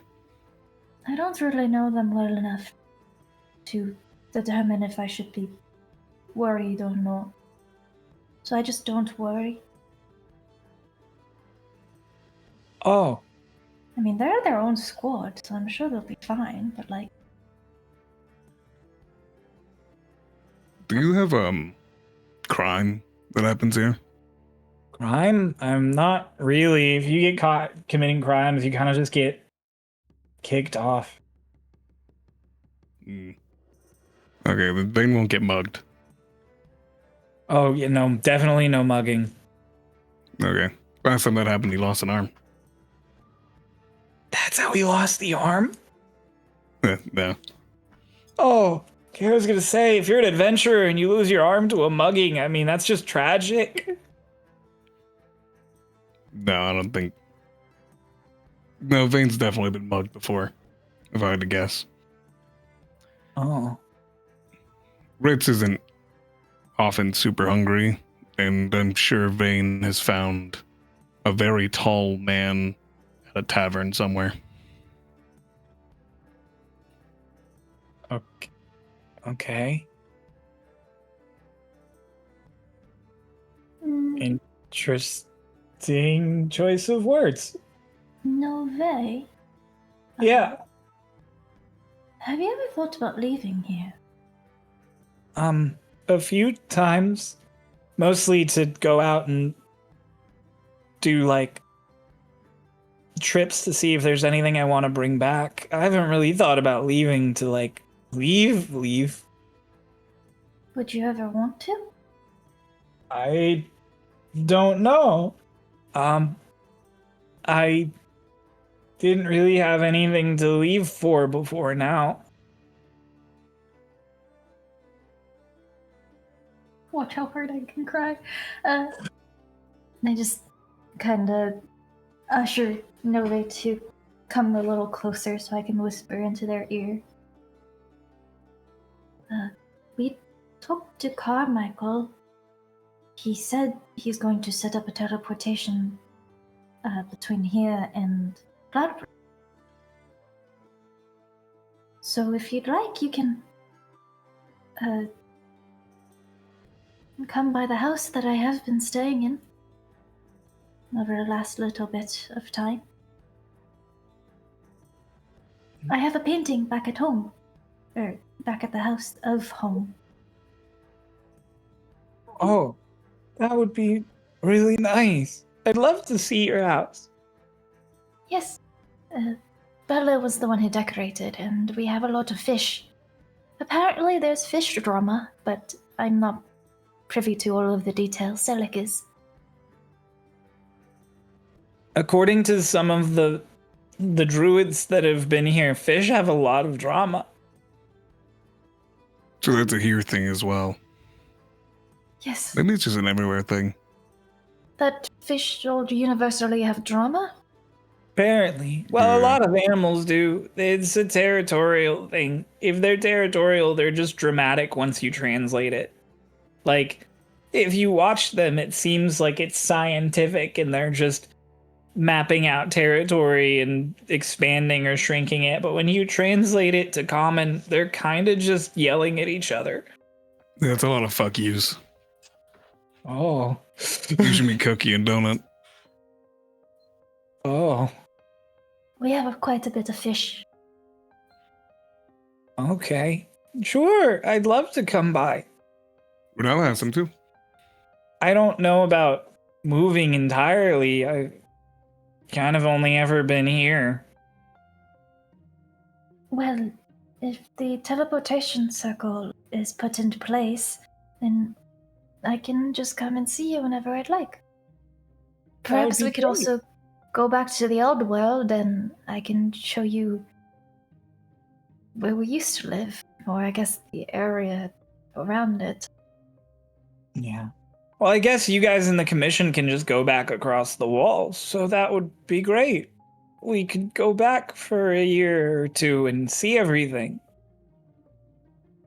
After the storm wall stuff gets organized, yes. I'm sure you gotta organize a lot. It would probably be really complicated to send a submarine just for 2 elves. Not just that, the storm wall is a little out of commission right now. What? Meanwhile, as you explain that, upstairs, Vane, you went back to the tower, walked up the stairs, and just zoomed into Carmichael's office. He does still say knock knock. You say knock knock as you just like appear at the stairs, and Carmichael is working and just like looks up. He's got on some reading glasses that he just like lowers and just, well, isn't this fun? I honestly expected Ritz to still be with you. Alright, well, this is my... I had a whole thing where you could ask me anything, and once we were done with that, I said I'll get back to work, and that was the second time you guys would come back to ask me things. So it seems slightly counterintuitive to my previous statement, but go on! What can I do for you?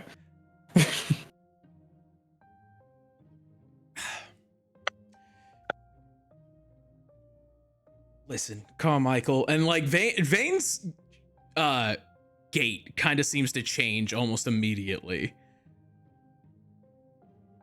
Have you been watching us? How so? Like, not when you piss, or when you sleep or anything. I'm not crazy. I've just been asking around, and there's no way that you should have known that Bella had a clear carver. Oh, well, I mean, I have various magical sensors that keep an eye out for magical items and tools and weapons and stuff all throughout the tower, so... You all showed up and it's the rarest thing any of you have. So, kind of drew my interest immediately. Fair enough. I don't know. I guess call it paranoia. I mean, after all, we did kill the Tide Striker and she had stuff everywhere. No, that's fair. No, I mean, how about this? You currently, he digs through a drawer. On you, you have an ever-smoking bottle, no stones, a wand of mending, damaged. Ironic. Staff of healing. Other various items, but, you know, those are the ones that stick out. Also the spear, that's clearly, you know, airite. Yeah. I assume you got that from Adelaide. Yeah, well... Post-mortem. Pre-mortem, actually. Oh, did it help you with the mortem part? No. That's unfortunate. No, unfortunately, she was quite formidable all on her own, and I had to keep to my own stuff. I feel like we're kindred souls. Yeah, drawn to me across the bar, huh? More like, it feels like I can tell that you want me to be drawn to you across the bar.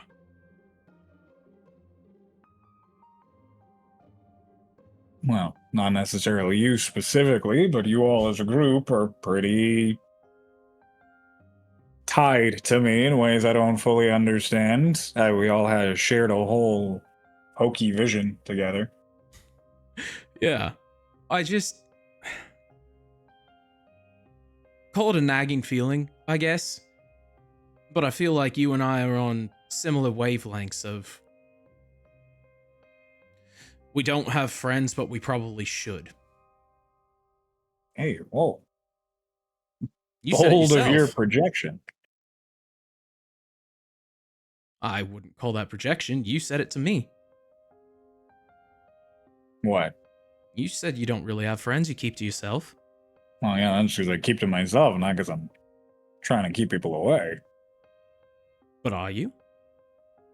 Trying to keep people away? I mean, kind of, but also not. You just kind of forget about it, you know? When you're in the thick of it. I've been here so long working all this moon stuff and the basin stuff. I don't know, I just don't really think about hanging out with people. Yeah, I go out, I make my public appearances, wave to the people. That's a politician's role, not exactly a person's role. Yeah, exactly. It's just what I do. And then I come back here and I do the thing that keeps me occupied. Do you do anything that actually keeps you human? Or whatever. I think the biggest human urge is our curiosity, and I'm all about that, so probably more human than a lot of people think. I suppose so. I don't know. I feel like with the whole situation with the Tide Striker, I played on the back foot a good bit, and quite frankly, even my boss has said that I really need to extend the olive branch a little bit more. Well, yeah, I mean, you catch more flies with honey. That's true. The only problem is that eventually the flies wisen up to the fact that your honey is 90% sugar water. Oh, cutting words. Didn't realize you were a bard. No, I just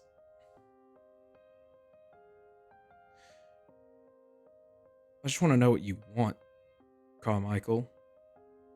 I understand that you took inventory of us, but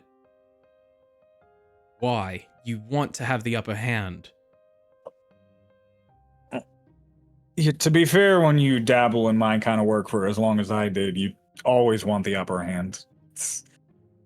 Also, I'm a wizard. We kind of have this narcissistic intelligence shtick that we all sit with. I mean, look at your friend, dude. He has a whole race named Ritzarian. Tell me that's not a walking billboard of narcissism. It's just a thing with wizards. We think we're smarter than everybody else. I mean, you spend your whole life studying, you might as well be better than something. Well, I mean, we think we're smarter than everyone else because we are, but that's just, just... The point is, Carmichael, I want us to be able to be friends and be able to rely on each other, because what's happening on this side of the wall is now something we're stuck with.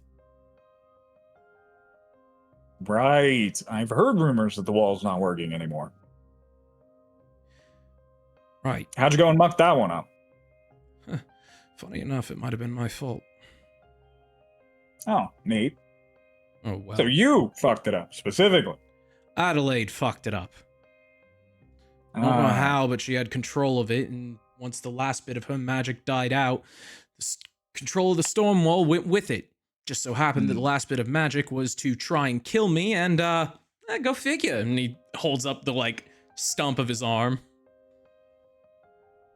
Oof. Well, you try to play ball with some people, and the ball they throw you has razors. You try to play ball with some people, and the ball they throw you is a grenade. Yeah. But that's the point. My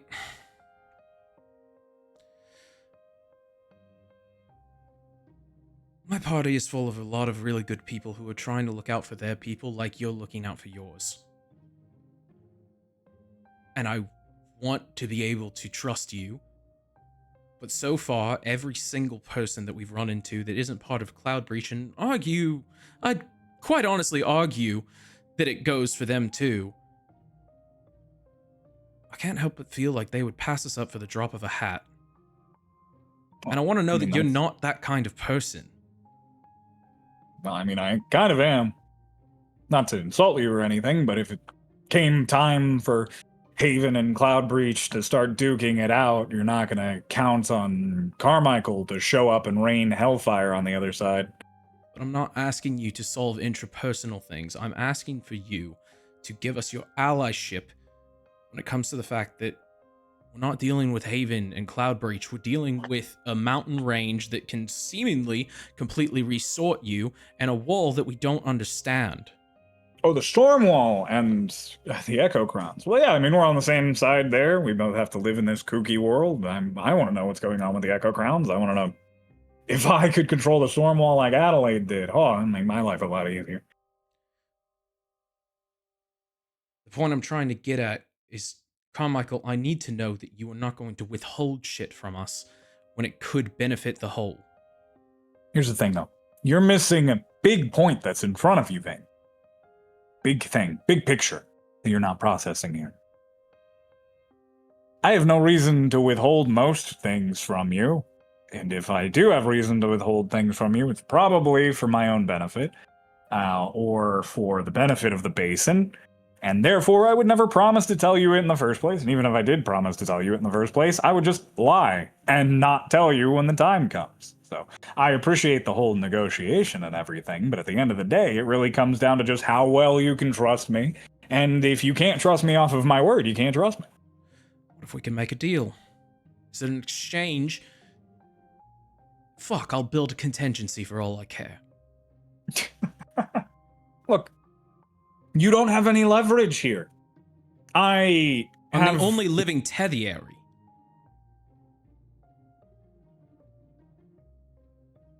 Tediary, huh? Okay. Well, you're definitely not the only living one. That's so. Yeah. I mean, Adelaide was some little bootleg prototype, but that doesn't mean you're the only one. Tediary, you're a dusk crowned. Wow, you really should have held on to the fact that you're a Tediary. You just told me everything about you. And there's dusk crowned, Vane. Your accent tells me archipelago off in the north, Talon Isles, which means you dusk crowned, originally serving under P-A-Y-N-E. Okay, you. Oh, you're a Frankenstein of a thing, aren't you? They put you together out of scraps. They put me together with one of Adelaide's lieutenants.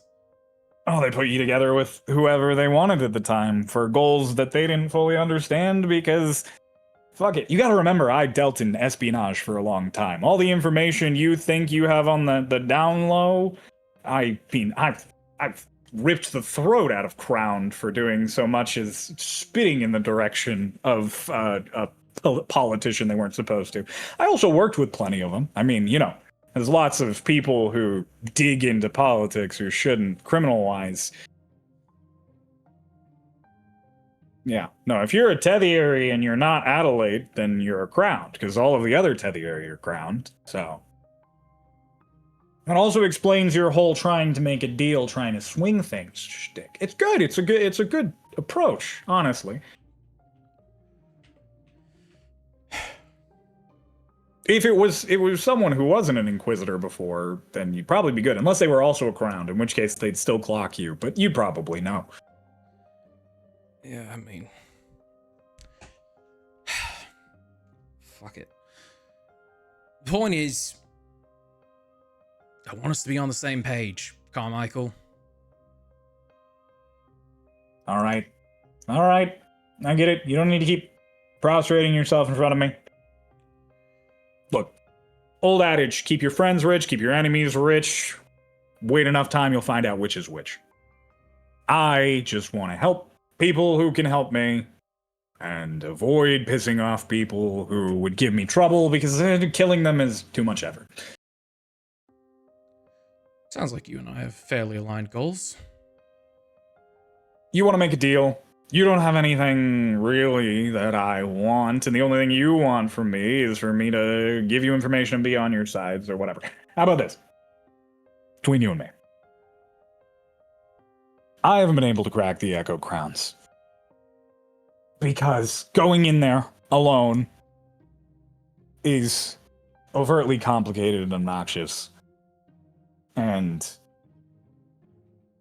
when I go in and suddenly don't have all my phenomenal magical power, it's a bitch to try and get through. But you're all going as a group, and you're probably going to go a few times because your whole expedition's all about that. So I'll give you a notebook, special magic notebook.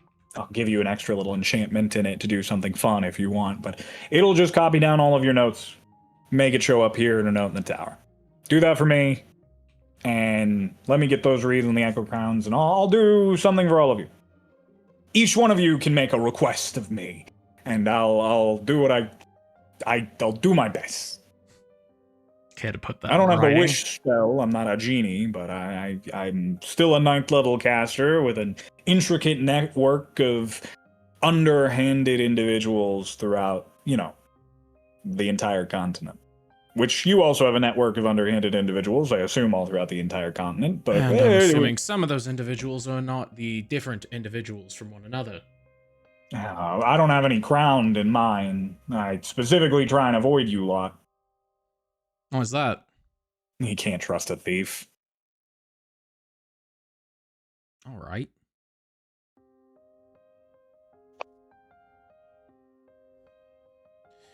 Care to put Just that in writing? information. What? Care to put that in writing? Could put that right? Yeah, sure. Fuck, I'll fucking blood pack that shit if you want enough. Oh, listen, I'm just trying to make. You want to spit in our palms and shake on it? Come up with a secret handshake? Usually mine deals with a knife through the palm, but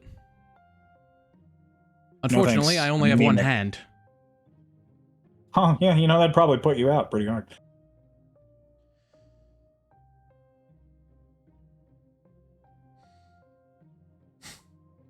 All right. Casually pulls out a pen and paper and just writes out everything he just said to you and signs it and turns it around. Just there you go. Sign. Dot. Do your shtick. Right. Bane signs it across too and just goes. God, I was really full of shit with this whole make friends thing. All right. Look, friends are good. Allies are good. Sources are good. Everything is good until it's not. So don't worry about it too much. Right. I like you. You got spunk. You got energy. You're forward, but you're forward in the wrong way. You mind if I give you a tip? The professional to a professional. You gotta give better bait. You come in with the idea of we should be friends and work together. But instead of coming in with the reason why I should want to work with you, you come in with the reasons why you shouldn't trust me. It's a poor sales pitch. There's no reason for me to go out of my way, especially me. I mean, pulls an eyelid down to gesture to the golden eyes. If you're batting above your average, then you need to incentivize me a bit. Catch more flies with honey. But, I mean, if you're someone on the same page as you, that approach can work. I'm sure you've mostly done sort of street level stuff before this, which is probably why that's your natural approach. But I'm just saying when you're dealing with cogs of a machine that can, obliterate countries and alter entire economic flows of things, you gotta grease the wheels a little more before you try and make them spin. Yeah, well, I used to be part of a 2-bit band, and they were always the better talker. I could lose them, but I couldn't exactly get the sell every time. Here. How about this? While you're here, I'll let you read some of my old Inquisitor notes. Gives you all sorts of intel and information on people about the world at large. It'll probably help you out. Okay.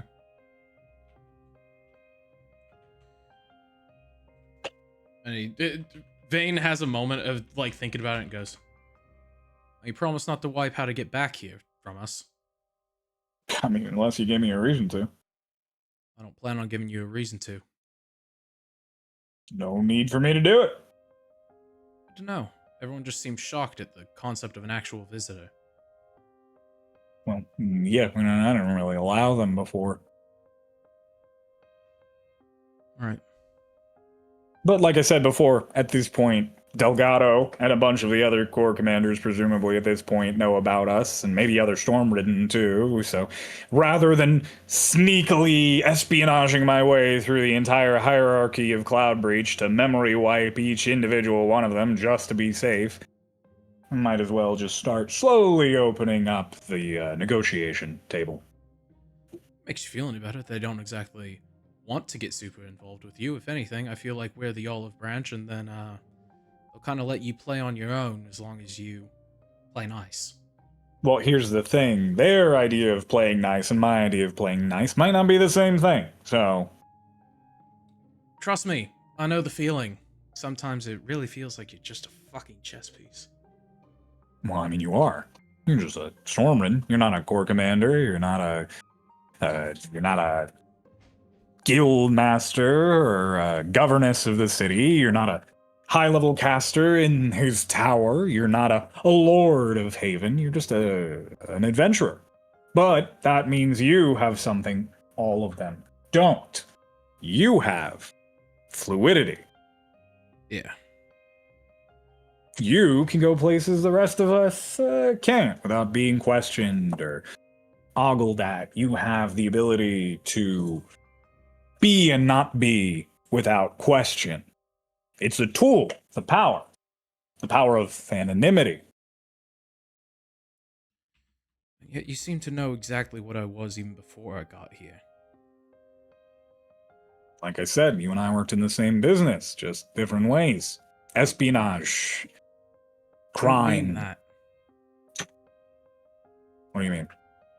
You Like knowing your magical items and knowing about. Well, that's just because I researched. told me you a 'cause- Frankenstein. It's like you knew where I came from and why I'm here. Oh, you mean like 5 minutes ago? You said before you got here, so I thought you meant like before you came. No, I knew because you told me the Tethery thing, and I can see the scar on your neck, and I've dealt with that before.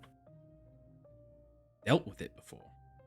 Yeah, Crown had been trying to make freaks for years by Spash. That was really inappropriate of me. Sorry about it. It's just kind of slip of the tongue. No, Crown's been trying to put together their perfect super soldiers for 50, 60 years now. You're probably not the first attempt. Well, I mean, you're definitely not the first attempt. You're probably not the only successful attempt.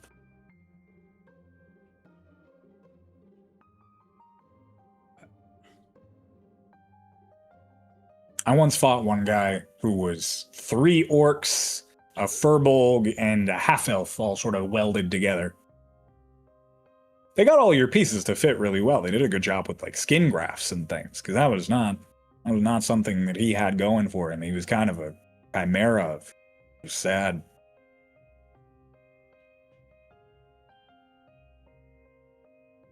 Oh, okay. As far as your books go, anything that you think would be relevant to Cloud Breach and Haven, and I guess whatever the fuck that is, would be useful. Oh, I mean, I got a couple of notebooks that might go over some of that. Just dig through. Hang on.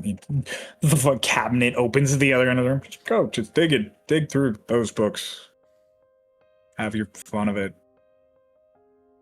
I'm an open book. I mean, those are open books if you open them.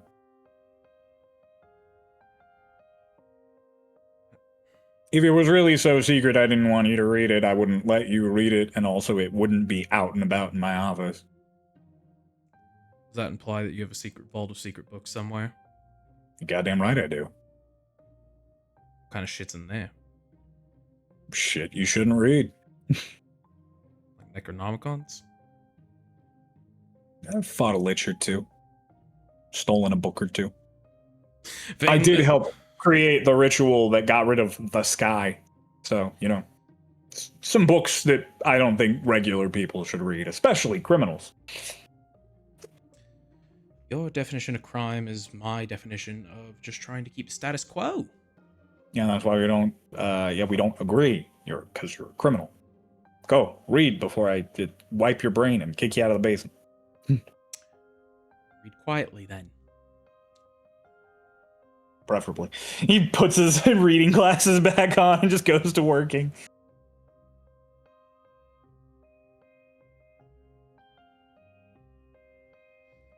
I can't go into any situation at an advantage. I can't. It's You're impossible. trying to go into situations with advantage against people who are way higher on ladders than you. Correct.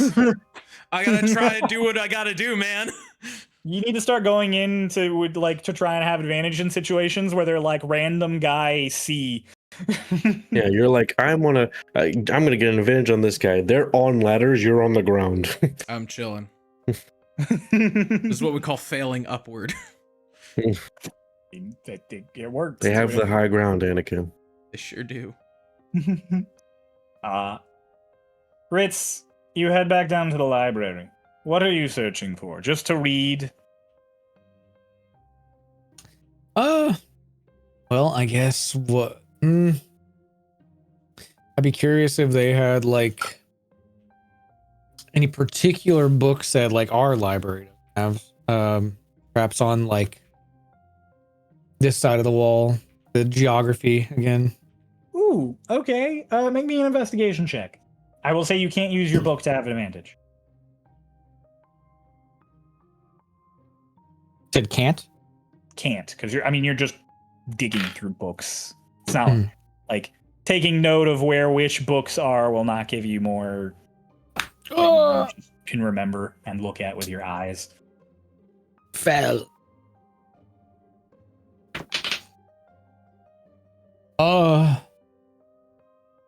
Had my. Where's mine? 16. 16? You obviously find the geography section pretty easily, and you go through and dig a few out. Most of them are pretty similar to books you've read down at the Institute. Like, they have a general idea of the shape of the northern continent until you get to the very far northern sections of it. They know the sections that have mountains just from being able to look and do various math through spyglasses, and from old maps and talking to Yavalis, they know there's another huge lake up there. But beyond that, they don't really have anything. There are a few books that talk more about settlements of the Kingdom of Moonlight up that way. But why exactly that is pertinent, you can't, like, they don't really know. They know from observations and from research that they've gathered, or Carmichael has gathered, that there is a bunch of Kingdom of Moonlight settlements that were supposedly there, which you also knew but wasn't really public knowledge. So, as far as new information you gather, not much, but you get a lot of things reaffirmed to you. Boy, and then I guess the only other thing,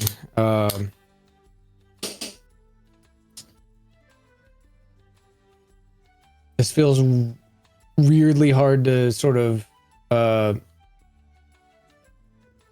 conceptualize as like a topic. Okay. But like shit like the gate and the crown. Nothing. Wouldn't have anything on that.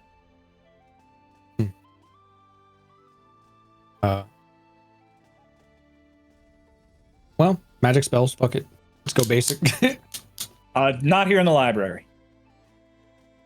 You weren't there because you didn't go to the armory, but there is a whole other section with magic books and armors and stuff. Would I be told that if I went up to like a librarian or something? Yeah, they would tell you eventually if you came up and asked. They would probably go through the whole like, oh, it's so nice to meet you shtick first, because you're a new person. But eventually, if you're like, yes, and move on, they'll eventually tell you, yeah. Well, I guess I'll go to the armory then. Well, the armory isn't where it is. There's a separate place, but up in the armory is when Nove told everybody that. Oh. Yeah. So no, there's a separate little like magic section where there's little trinkets and armor and scrolls and that sort of thing. So yeah, you appear there as you walk up. And there is just a person at like a front counter. This floor is like the staircase, maybe 15 feet, a counter, and then just a bunch of cages of stuff behind them. Do they look powerful? Not really. It's just kind of like a guy sitting at the front of all of this. Excuse me. Hi. You don't look very powerful. I hear this is the place for magical books.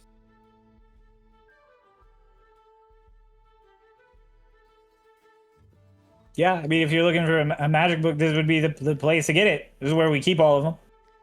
Could you perhaps tell me books that could make me more powerful? Like an emperor of magic. No, I don't think we have anything quite like that here. I mean, we got books on magical research. We got books that glow, books that float, books that make you glow, books that make you float. We got magic scrolls of varying levels. We got armor of varying levels. I got trinkets. I got a crown you could wear, but it won't really do anything. It's just like a trinket that we give to kids, makes them feel excited. But we don't really have kids. I made it so I could give it to kids, but don't have any kids here. What if I'm a kid at heart? Do you want one of the crowns? Yes. He like actually smiles and he turns away and he walks to the back. To get an idea of the vibe of the space and private talks. It's kinda like this, where it's literally just you in the front and there's just cages and drawers and shelves of shit all behind him. He just walks back to one of them and opens it and reaches in. He comes back and there is just a little silver crown. It's like, think of like a Burger King crown without the branding and a bit smaller, made of actual thin metal. He's like, it's aluminum. If you put it on, it'll do something. Perfect. Broth. Ooh. You try to put it on him and it just falls because he's so much smaller than it, so it just falls around him. Like you handed a hula hoop to an anorexic. I need to feed you more. That was a really clearly. bad joke for me to make. I'm so Jeez. I'm very sorry.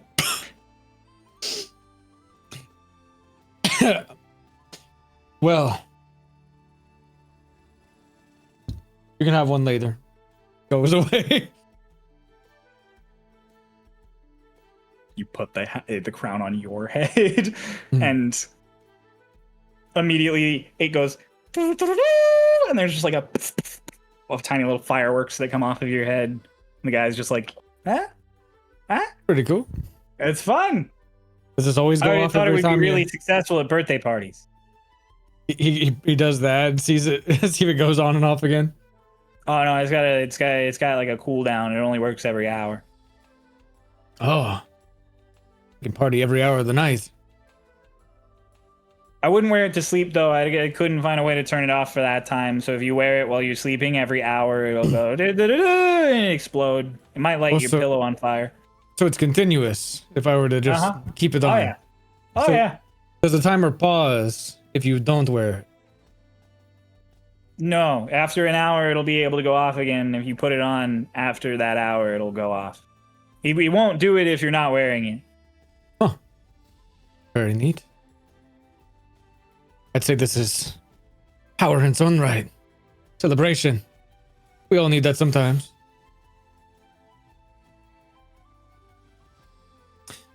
Today, though, I will say I think I need a little bit more. What? When I said, become an emperor of power, did anything ring in your mind for books, by chance?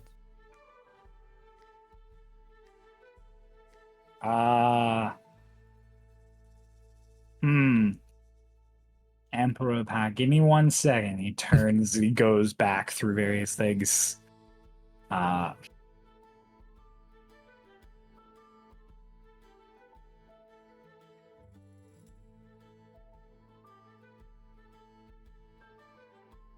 He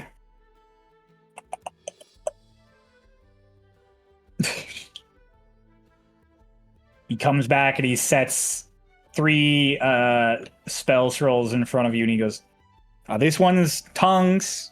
This makes it so you can talk to anyone, which is really good for negotiations and making friends. This one is motivational speech. This one lets you give a speech, and when you finish with the speech, everyone actually is magically reinvigorated. So they, feel stronger, which helps you gather people to your cause. And this one is this one is suggestion. You can suggest people to do things. Hmm.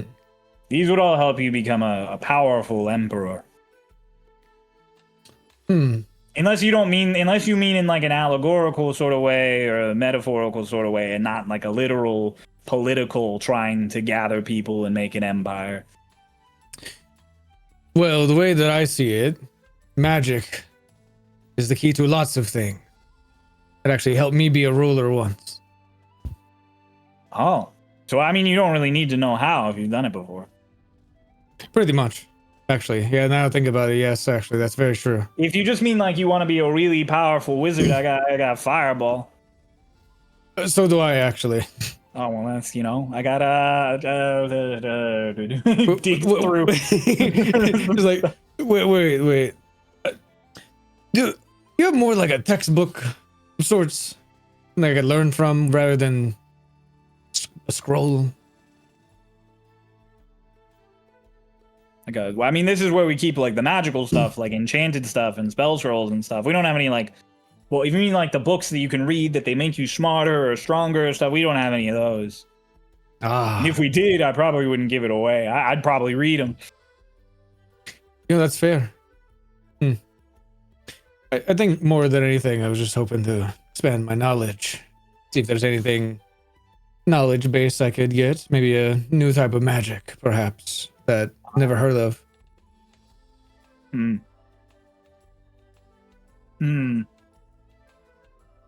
I don't think we have anything like that here. Well, I will walk the way then with the power party. I have a lot of spell scrolls of light and prestidigitation because people who can't do magic buy them. If you want those, I can give one of those away for free to like anybody for a certain amount of time. Sure. Yeah, sure. Scrolls just hands them to you. One spell scroll of presto and one spell scroll of light. You cannot learn new cantrips off of spell scrolls of them, but you can use them. So you can give it to people who don't have presto or light. True. Well, I think this will actually be very useful. If we ever need a guiding light, I'll remember you. Okay, I mean, it's very inspirational. That's good for your whole empire shtick. Of course. You sure you don't want the motivational speech? Well, you would probably charge me for that, though. I if would. had to guess. Yeah. How much are we talking? Well, it's a third level spell, so it's like 200 gold. I must take my leave. Oh, all right. You're allowed to say if you can't afford something. That's like okay. I won't judge you. Working's hard. Being I mean, a not wizard's for me kind because of I just like stand here and I wait for people to show up and buy things. And I mean, most of the time people just show up for scrolls of presto and light, so it doesn't really actually affect me all that much. My job is actually pretty easy. Plus, I don't really organize back here. Look at all of this. He just like gestures back at all the boxes and things. Honestly, life of a wizard, ever consuming with gold. You have to use gold to learn spells. You have to use gold to buy the spell scrolls. It eats, keeps eating, never stays in one place. Well, I mean, if you're a wizard, you can just do the thing when you keep studying for like months and years at a time, and then you figure out how to do spells on your own. But yeah, it's definitely a lot faster to copy them. Pretty much. Just gotta kind of get lucky. You don't want to break the bank, so to say. Or you gotta like get a really good paying job. Or like invest wisely. You know? Or rob people. Ooh. Oh, that one was a test. That was a test and you're failing. No, we don't rob people. No. Why not? Because it's bad. Don't do that. What if it's for the greater good? What if you had to rob someone but it was for like lives of 1,000 people. What's the, like what? Like if somebody like had like a magic super weapon and you took it from them? That, or let's say a piece of gold or something that could like just get you over the wall, and then you lived a better life, and you saved 1,000 people Well, I think if you because only you lived needed, life so long that you were able to save people as an adventurer. if you only needed 1 gold, I think you could probably just like ask a guy and he'd probably just give you 1 gold. Or maybe you could do like a chore for him. Or maybe you like work on a farm for like a couple weeks and then you get some gold and then you'd have enough. I don't think You you have to gotta rob talk to anybody. them. Are you antisocial? We've been talking pretty well back and forth this whole time. I think you're pretty good at this. No, No, you're not antisocial, or no, you're not good at No. this. I just don't like talking to people. Okay, well, I mean, if you only need 1 gold, well, like, do you want one? I can give you 1 gold if you only need 1 gold to like buy a house, like you were saying. I'll take a gold. Do you only need 1 gold to buy a house? No, Well, I'm not gonna give you 1 gold. I mean, like, if but you're really close. To... you never know where that 1 gold would give me. All right, gives you 1 single gold coin. Hey, and when you pay, he like as you take it, he pats your hand and he's like, "Remember, when you're in a dark moment where you need to buy something, remember me as a guiding light." Inspirational words if I've ever heard them. Beautiful. Well, I mean, you You said hear it, lots yeah. of claps from a minor illusion spell in the back. Oh, okay, all right. Yeah, you're a wizard. That's impressive. Have a good day. You know, have you ever thought about learning magic? I'm an artificer. I know magic. But what if you also did wizardry on the side? You know, you're an intellectual. You're probably pretty good. I think I know a lot of wizard spells actually. Spend on your craft. Try new things. Magic's beautiful. I do that a lot actually. It's part Look of my at me. job. Yeah, yeah. I've been. I've seen. You know, it's hard sometimes. Yeah. Yeah. Meanwhile, Rich is starting to trauma dump to this guy. Bella, Selleck, Runava. You guys. Bella, you finished show and tell with those guys. They showed you a couple more weapons off of the wall. And they promptly informed you that if you ever want to commission anything from any other folks other than your usual blacksmith, that any artificer and forge worker here in the tower worth their salt would be happy to do work for you. They also introduced both of themselves. You'll recognize these names because they're reference names. They're Biggs and Wedge. Nice. Thank you.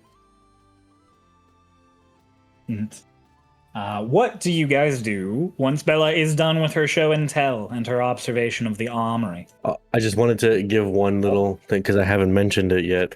During the show and tell, she pulls out she pulls out the Force of Tomorrow, the gauntlets. She's like, this is a full stop, and this is another full stop. When I use them together, these are ellipses. Cause go bop bop bop.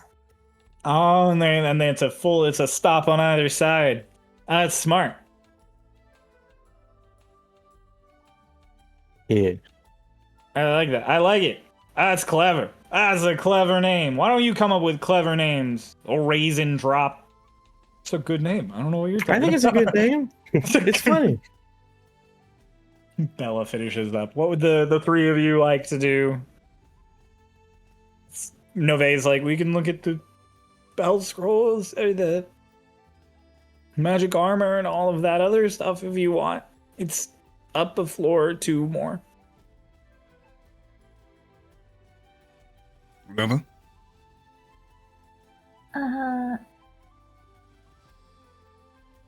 Honestly, I just want to know more about your life here.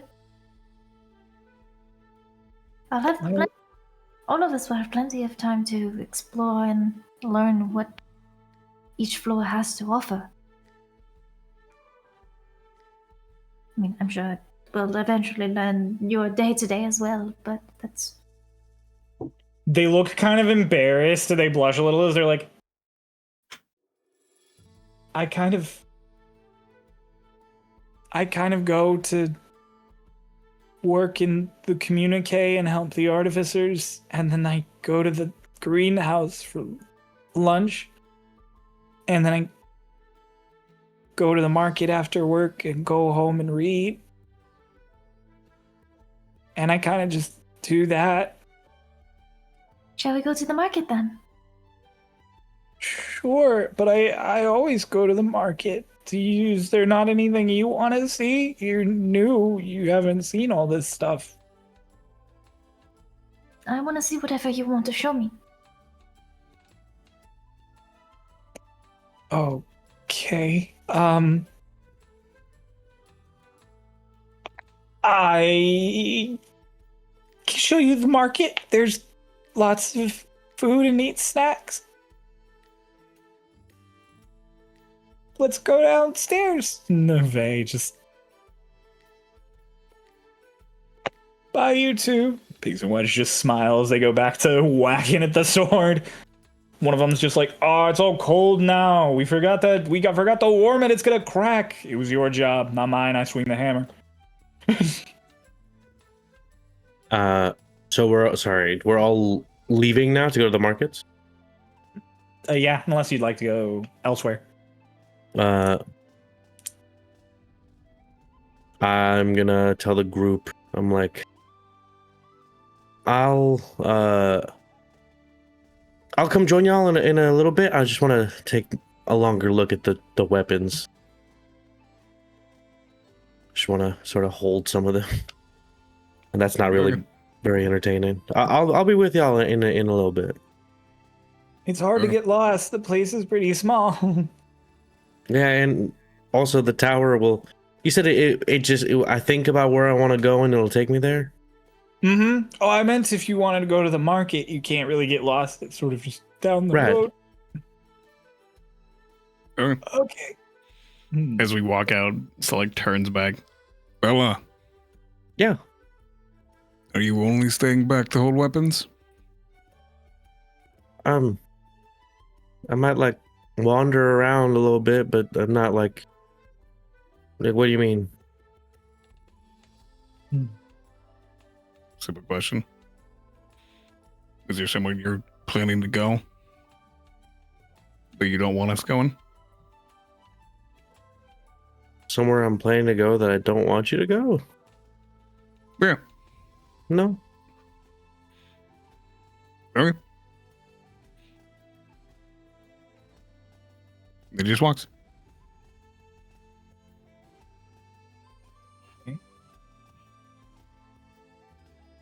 As they go down, Bella, do you just stay here in the armory, or where do you head off to? I do stay in the armory for a bit. I do I ask if I can like hold some of the weapons, and like try swinging them. I'm like, wow. I'm like, all right, I'm gonna go catch up with my friends now. As I'm going, there's not anywhere that Bella is going that she doesn't want her friends to go. Just there are places that Bella is going that she doesn't want to say out loud.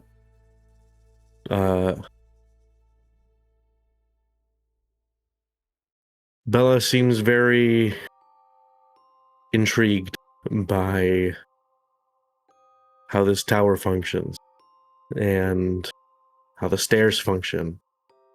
Semantics. I start heading down the stairs with the intention of going to the foundation. I knew it! I knew it! You go down the stairs, and you just boom, and there is that silence as you're just standing in a subterranean place at the bottom of some stairs, a familiar hallway out into an open expanse. I start walking down the hallway. You walk out into that big, open, starry expanse, and again, at the end of this walkway, posed at the end of it, is that humanoid mannequin-esque figure with the multitude of arms and the singular face, and just Prashana Belladrine. It is a pleasure to see you again so soon, although I will say this trick of yours may only work once. And why is that? Because I allowed you here. And why is that? Because you were curious, and I hope to aid curiosity, if only for a bit. What are you? I know you're the foundation. Don't. What are you physically? Like what are you an entity? Are you alive? Interesting. Are you curious for my well-being or your own insatiable need for answers? Maybe a little bit of both. I am an entity that exists beyond simple brick and mortar. It is as I said before, I am the tower and I am not. Are you a god? No. I once was less than the foundation, and then things were built upon me, and I became as I am now. Did you used to be mortal? Mortal. Do you presume yourself to be mortal, Prashana Bella? I do. That is the ultimate fault of mortality, believing yourself to be any lesser than the gods above you. What are they if not stronger entities than you, and what are you if not something weak that can grow stronger? Assuming you can't die is how you die out on a battlefield. But you can't die. If you die, your essence, your soul, transcends, goes elsewhere, evolves, becomes greater. The flesh that you wear can crumble and fall, but so too can the avatars of gods. So too does the world you tread. So too will the tower collapse, but a foundation will remain. Is that what happened to you? Did your flesh crumble? I'm something different now, something more. But what did you used to be? I used to be a friend. Friend? Brashana Bella Drinis, I have become something much more than what I was when I wrote in that book you read. What? It's so easy to recall a pen pal, though. Even after all these years. Every adult remembers their childhood pen pal. Hakio? A name I have not heard in many eons.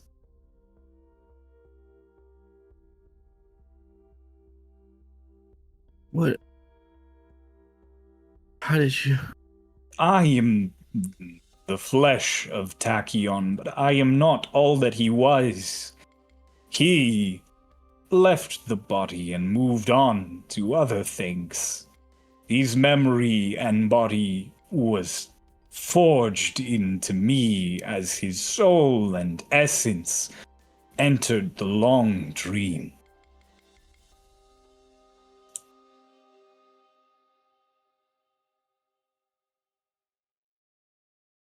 I am the foundation. Are we physically underneath the tower right now? No, you are between floors. When I release you from here, a moment will have passed and you'll have taken a step into the lobby. How did this happen to you? The king forged me into what my body needed to be. The mind that was Tachyon left, and I was as I am now. If the mind, where did the mind go? I know not all of the answers. So, if the mind is gone, what are you exactly? Memory and function. Is that not part of the mind? Nah. It is a baser thing than the spirit that dwells inside of you. I am not the immortal piece of Tachyon.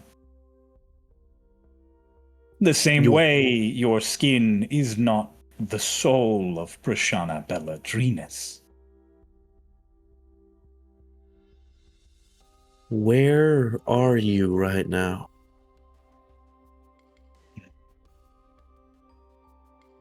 You seem to be under the impression that I am tied to the tower you stand in. The Mage Tower. It wasn't until recently. That's why I'm asking. I don't think you're under the tower anymore. So where are you? That creates the function of Carmichael's tower are similar to my own, so I am able to supersede them to an extent, but they are a mockery, a repetition of my form, my tower. So why do you protect the tower? I protect the tower as a concept, something greater than the mage's tower. It functions without me. I simply reached out when you were close enough to something I could speak to. When I speak of the tower, I talk not of Tide Basin and Carmichael. I am further north, farther still in your future and your past. So while you are physically here on, why not just tell me where you are? You can't reach me yet. Why not? The machinations of gods and man bar you from traveling to me. And even if you reached me, you could not speak to me and enter as I am now.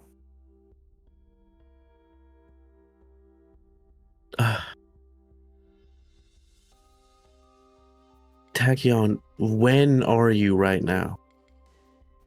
I am at the beginning of the tower and the end, and all at once. I see you again, Prashana Bella. I shall. It is destined to be.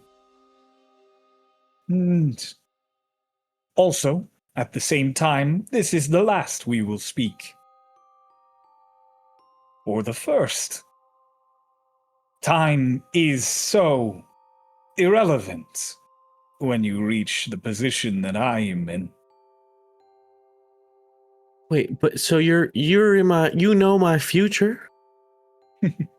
I know some. Some that I can see, some that was written. How far in the future? Oh, Prashana Bella. What questions have you of the future that you do not wish to see for yourself?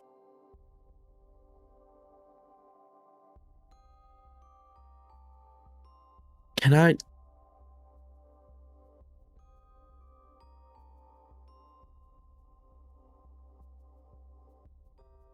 Do I? I just.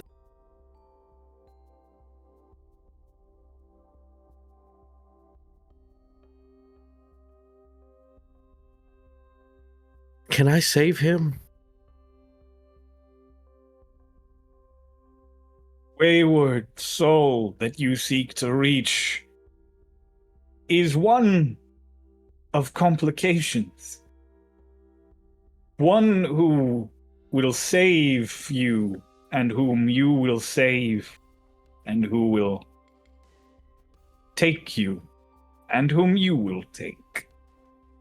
There is a balance to be found, but just know that you will both loathe and love Nash before the end.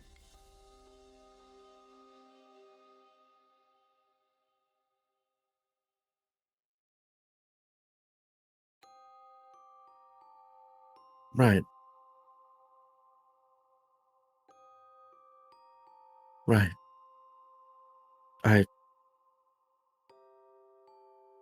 Is this what you want? For yourself, this?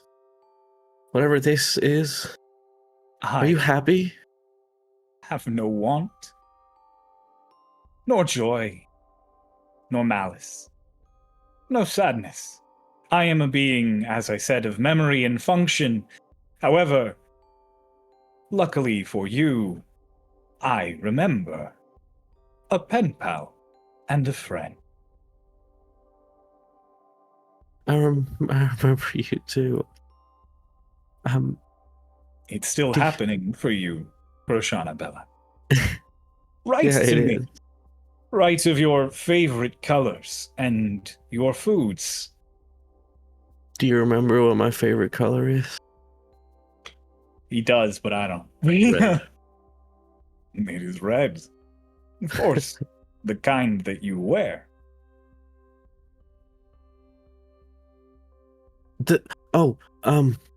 Is there anything you can tell me? Like, can you tell me anything about the crown? The thing that I drew, or that was drawn. The crown rests closer to you than you might expect, and it is part of something greater, a machine that includes both myself and 3 grand batteries. Grand battery. When all are together, the crown can do anything. Are you a battery? No, I am a conduit, a tower, a foundation. A king stands on a throne, and a throne rests upon a tower. What are the batteries? Are they people? Are they objects? Oh. You have seen them. I'm sure you'll find it out yourself with a bit of thought. After all, we discussed their names recently from your perspective. The moons. Remember, whoever wears the crown might dictate all of reality. And to do so is to have the true power of a king. One more thing. Carmichael. Can we trust him? Well, from friend to friend. Trust is something you choose, but know that if your journey is to reach a true conclusion, you must work with him. Right. Okay. There is one thing I should warn you of, something you yourself tell me to warn you of. What's that? There is one named Eckert, Yeah. a wheeler and dealer, a man of grave speech. I'm familiar. There will come a time when you will have to accept his help to save you. It may seem as there is no other choice. And if you accept it, then just know that upon him saving you, he will doom you.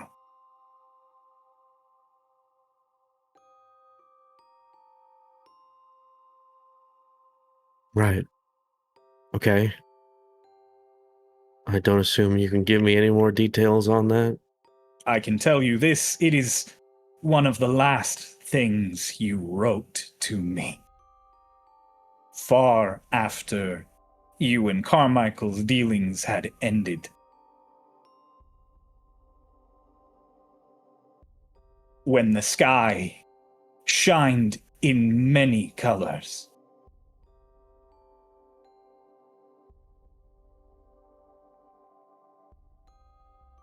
You know, part of me has thought maybe because you had some weird magic stuff going on that I could meet you in a way I guess I didn't ever expect it would be like this.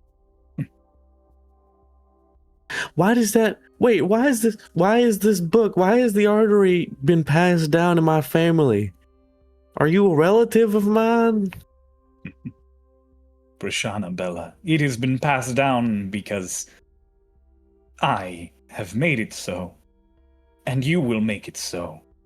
And I will make it so. And on unto eternity. Okay. Go now. We will speak again. Mayhaps 2 or 3 times. Okay. Thanks, Tachyon. I'll keep relying on you. Roshana Bella. When last we spoke, you told me you wished to climb the tower for another. Yeah. Let me tell you now. The only way to reach the top is to have something of your own, and you just step down a step and you're in the lobby.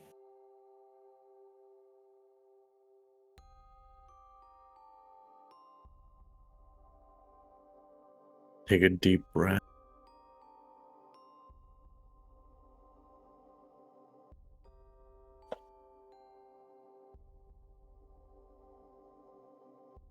Right. And I think about Tachyon. I think about what he told me. And in this moment, as I stand in the tower, I want to move forward. I want to find out more. And I want to live and learn more. And in this moment, I'm not thinking about anyone but myself. As I possibly, not presumptuously, another word, overconfidently, maybe, but with intent, turn on a heel on that step I just went down, and go up with the intention of reaching the top of the tower. Okay. I'll say, for you other 3 who left the tower, you head out to the market where you Nove introduces you to a couple of folks. You meet Mary Lou, probably the one who had spoken to Vane earlier in the day. You meet Drang, the baker, who she makes confectionaries and bread if you don't want to buy the ingredients to do it yourself. I'm so sorry. I would have put the bird on Selleck before they left, by the way. Or on one of the other people. Yeah. Bartimaeus is chilling on Selleck's shoulder. Have this bird. Thanks. Okay. As you're going through the market, you are brought to a little alchemist stand where there's a potioneer, an alchemist who's mixing various stuff together. A gnome who's got a couple of goggles on, like a gray clothes and a big green cloak. And just kind of casually as you guys come up, just... Oh, and that's good to see you. It's been a long time since you come by my stall. Right, now who you got with you? How does that one look like you? You make a simulacra and give it a weird hair? My hair isn't weird. I don't have hair. About you, that's clever line though. You don't have hair. Gestures at Ritz, like affirming what Ritz said. Points up to the like hair that's like hanging off of Ritz like side of his head. Right there. No, don't count. You watch as he like lifts his arm up to pull something out from under, and the cloak comes off of it. You see that it's all wood. It's like a prosthetic made of a living branch that reaches out and pulls a bottle up and sets it down. Just, are you here for your tonic for your throat? Nove's like, no, I mean, I'll take it, but this is my sibling. Hello. My name's Nove. Your name's Nove? Mm-hmm. And we called you N for all these years. Mm-hmm. N, the first letter of Nove. Ah, it's funny as fuck. Name's Sindri. Nice to meet you. I'm your local alchemist. Hello. You provide my sibling with tonic. I provide them with tonic. I provide them with all sorts of things that they need. Oils and the like for their magics or for their teas.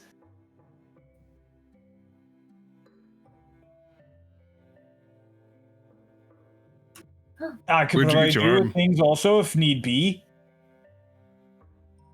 Where'd you get that arm? Lost it long time ago and you what, a frostbite. Right. Where'd you I'm get from arm? that unholy hell spot in the north that we call Isazvingar. Lost my arm thanks to an avalanche. Came down, some druids put stuff together for me. Got this one now. Decided to get right fuck away from that country as soon as possible. Found my way here, been living in the nice warmth ever since. Got it. But you would have made it. But I have a friend who's missing an arm. He like stops for a second. I know someone who's missing an arm. Oh, interesting. I like the change of word there. Implies a very complicated relationship that frankly I don't want to hear a fucking bit about. Don't worry, I wasn't going to tell you. Perfect, you and I can get along just fine. Here. You look like the adventuring type. He reaches down and pulls it. I never have to use these things on anyone except for the cold and the sniffles or hitting their foot with an axe while they're trying to chop logs. I'll give you a discount so I can get rid of some of them when he slides out. Just some basic potions of healing. Oh, Yeah, I'll take him. How much? 10 gold a pop. How many are there? 3. I give him 32 gold. Ah, a man after my own heart. I'd give it to you if I weren't sure part of it was also replaced by this damn near tree growth. My stance still stands.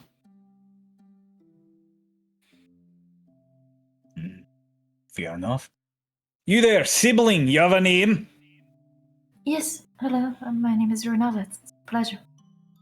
Hello, Runava. The pleasure's all yours, because I haven't decided yet if I have a pleasure upon seeing you. Speak, damn woman, come on. But you were having dealings, so... That's fine, say your hellos and your introductions. Your siblings here hasn't seen you a long time. I'm sure they want to hear your voice. I mean, they'd rather hear their own, but there's some complications to that. Right, I mean, I would love to listen to November, so... Aw, look at them, they're sweet talking you. You finally batched back together with them and they already know what to say to you. Well, you grow up with them, and you sort of learn exactly which words to say and which words to not. Ain't that there true? Well, it's good that Novier finally found themselves someone to call their own in some sort of way. Maybe convince them to find someone else of their own in some other sort of way. They're not getting any younger. Well, I'm sure that they have plenty... They just shake their head at you. They don't even try. I don't think I've ever seen them flirt with anyone. Look at that face. It's going to waste. Even with what was his name? Lo? Lo! They think you want to flirt with Lo! They think Lo could have a chance with anyone who has a brain! No! Not a damn chance. If you flirted with Lo, I think I'd spike your tonic with poison to put you right out of your misery. Oh, is he really that bad? He's just silly. He just can't really take a lot of things serious. I mean, like he's cute and he's nice. Don't say those words in front of me. I'll fear you gone mad. Well, it's just that, I mean, you pretty much live for work, and he's your co-worker, so... Well, that's why I couldn't be with... We definitely couldn't if we... They're blushing a bit. You can tell that Sindri might actually be hitting a nerve. We work together. That would make things really obnoxious and complicated. Also, no, I don't... No. That ain't... It's alright. I don't need anybody after all.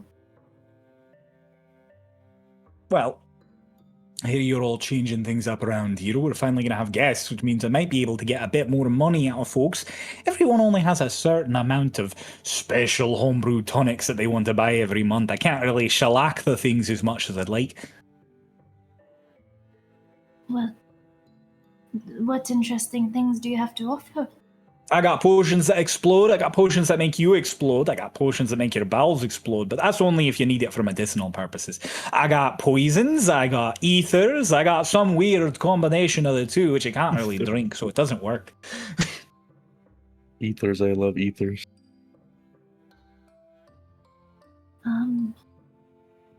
Sorry. Oh, what, never has in flasks if you got? They're a bit more on the expensive side, but if you want a little bit of the drink, they'll never go out. Help is coming is too fast. Oh, they got bad with this speech. I understand. Maybe they don't. They just start speaking in Elvish really quickly, and leans over. I didn't understand them either. Right, I'm glad it's not just me this time. As they're explaining stuff to Runava, they turn to you, Ritz, and just, oh, you're also quiet. You got some sort of problem with how I be conversing. Do I need to slow it down for you? I do. Oh, of course I can do that for you. I also Well, not cater well. to You the don't have to less slow mentally down. inclined. I just have the problem with the way you insult everybody you talk to. Fuck you. This guy gets it. No, Vey, bring more like this. Why isn't this one related to you?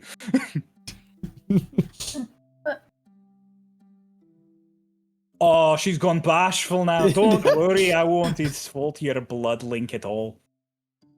We don't choose who we're related to. I'm not about that.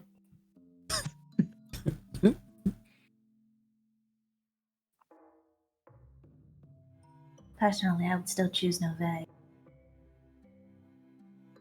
Oh, that's really nice. They kind of You, just Looks at smile on Celica you. and is like, that one's a pretty close one too, honestly. Are you adopted into that family? You have convinced them along? Like brothers or like loves? I just have to know. Looks over at Runava. Runava, What? I'd rather eat a boot.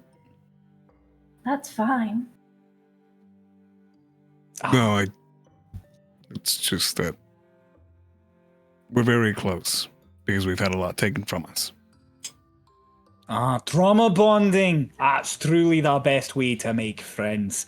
You two will be the best of buds until eventually your two conflicting traumas bring you into a clash at the top of a raining cliff where you must wield your blades against each other one final time. Do you think that's Yeah, going to it's- happen, Selic? I was never gonna know. say I've been waiting to schedule that. Do you want... We can schedule that for next Thursday. No, maybe I should have Okay. picked up a blade, one that'll really get you. And he just like motions, get you. No, next Thursday won't work at all. I can't be there to eat. I won't have any popcorn. It's not in season. Oh, who said You'll we have could to buy delay you? it for now. Wouldn't be so What? grand if there was spectators. What is going on? Nove is like, I was kind of delaying so that Bella could catch up to us, but it's been a minute. Do you think she's okay? Yeah, she's doing some stuff. Do we want to just get lunch and wait in front of the tower at one of the tables? Yeah, that seems about nice. Sounds pretty nice. You're off to lunch? Fanciful, fantastic. Would you like a nice extra little bit of spice to go with? I've got hot sauce. It's not magical or alchemical in nature. It's Just chili hot sauce. peppers. I figured the spice you were going to give us was an insult. Oh, I've been giving that to you already. I wouldn't ask if you need it. Do you roll cigarettes? Hmm? Do you roll cigarettes? I can. Usually just for myself, but I know how. I'm usually rolling blunts. I'm usually hitting that shit, my guy. How much for 100? Hundreds. Oh. One. I'm on a 500 cigarettes. and his own lungs. Can I commission 100 cigarettes? The main thing is I don't know if we got enough tobacco for 100 cigarettes, but I could probably do you 20 and I could have them for you by the end of the hour. Yeah, call it 20. How much you want? Let's say 10 gold. You're on. Yeah, perfect. Blow them up for me, I'll get you all set. Drops 10 gold. Perfect! Now since you've paid ahead, I can do well with making sure I give you the cheap stuff. Ooh, Go too bad have that your money lunch, is- I'll be waiting here with It's your so fix. out of... That money is so out of reach now, I can't grab it. He's got me. His tree hand, some like just vines come out and pick it up and suck it like into the hand and just. Your wise words are true now, sarcastic man.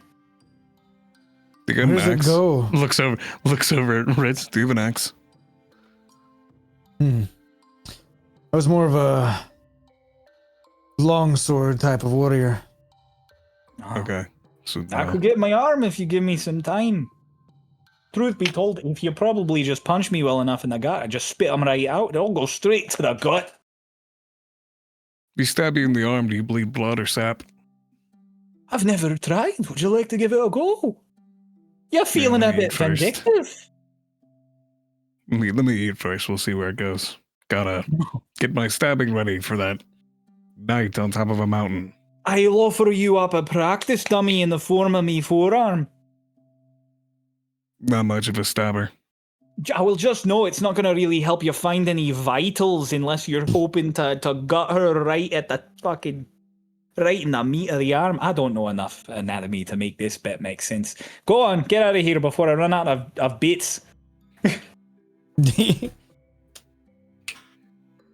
Are you I'm already getting missing tired one. of doing this voice? I'm already missing one. I'll never get tired of doing this voice. It's the only one I don't get sick of. Quick question before we go. Tell us your backstory. He like immediately locks in. Just yes. Do you hate one-arm jokes? Or are they funny at this point? I think for the first couple months, I was a wee bit offended by them, and now I'm playfully offended by them. But I think if the week after I'd lost my arm, you started talking about how you were gonna give me a hand, I'd probably punch you right in your nads and then spit on the back of your neck while you were keeled over. Right. Cool. Waited enough time. Every joke's a matter of timing, so for you elves, you've got plenty of jokes to be made. That's why you are the way you are. You're a whole joke of a race, if you ask me. Who said I was an elf? The pointy ears. Oh, I'm so much more than what you think I am. Oh. You're Ever. here to show me, pale man. Yeah. Look at my gills. He just like holds back. He pulls back. I had you. You had me. I was convinced you were some kind of fish folk. Thought they were fins sticking out the side of your head. Maybe they're just for you to feel the weather. Maybe you're some kind of elemental and you just need to check the temperature with the long tips. They do that too. I'll check back Maybe into you're- the cigarettes. Maybe you're a forge. Maybe you're picking up signals like the ones that Novier puts out in the tower with those antennae you got there. Do you have forged here? Oh, none here, but I'm aware of the concept. Thought I'd ask. Cool. I'll check back in within the hour. Nods, you walk off. You guys go to get lunch. Meanwhile, the top of the tower. Bella, you appear in Carmichael's office. He just... You appear, and he just, like, lays down his quill and is just like... Oh, hi. Sorry, I didn't mean to show up here. It's alright, you're the... Hi, Bella. Is this? Oh, howdy. Vane, why Given are you my here? current company, I think you can understand the sound I just made when you appeared at the top of the stairs. I've been Why- quiet. Wait, Vane, why are you here? I thought you were out exploring the Who's town. the third one of you who's begun rotating a tram through my office? What can I do for you? Don't offer Again. to answer questions if you don't fucking want us to come in. I offered to answer questions when you were leaving, and no one had questions.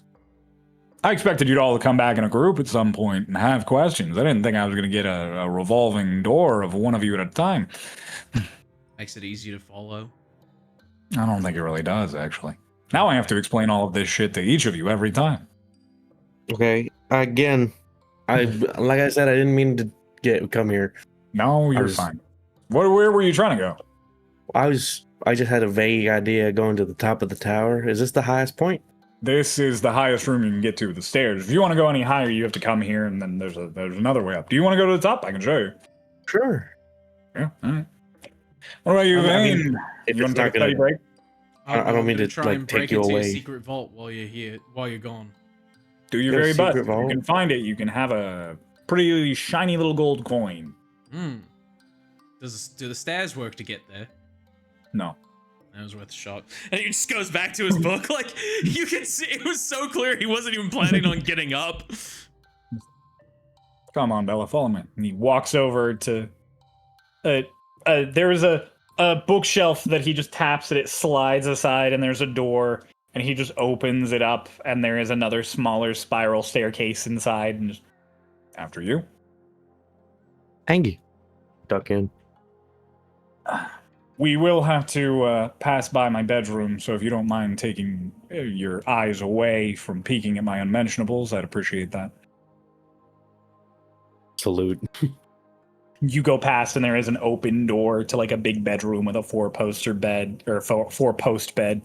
And 4 posters. As he walks after you, he closes the door. Can I try and see? I'm not looking for his unmentionables, but is there is there anything of note in that room that I can spot before he closes the door? Make a perception check. Okay. Perception with Baylor. Ooh, that's a natural 13 plus perception is plus 3, so 16. Do I fail? Can I add my tactical mind die to that? You can add your tactical mind to this. Yeah, That's a 7, so that's going to be 23. yeah, that's plenty. As you walk past, he does go to close it, and you do see there is another work desk in there, as well as a little post-up thing for presumably Bartimaeus to land on. And there is almost like a Charlie and Always Sunny with the red pin meme, just a board covered in stuff about the Kingdom of Moonlight and several drawings of the moons. And he just casually closes it. And then with a roll so high, you managed 23. There also was a drawing in there that seemed to be the crown. Okay. Interesting. You're peeking. He like says to you as he sees you looking over his shoulder. And just, I didn't. You can't tell everybody that I wear hard underwear. It's just going to ruin my image. I think it might improve it, honestly. Huh. It makes you a little more grounded. Oh, you want me to be grounded? I should probably put my office on the bottom floor instead of the very top of the tower. It's funny. all right, come on. And he goes up another thing of stairs and he opens a door at the front. And you are, in fact, just standing in a big open circular space with like gravel on top and just ramparts around you. There is two separate like turrets sticking out from it, one with a door for you to walk out and another with what appears to be like a lightning rod stretching up, as well as a couple of little instruments. And he's like, those are up here for me to get weather readings if ever I want to come all the way up here.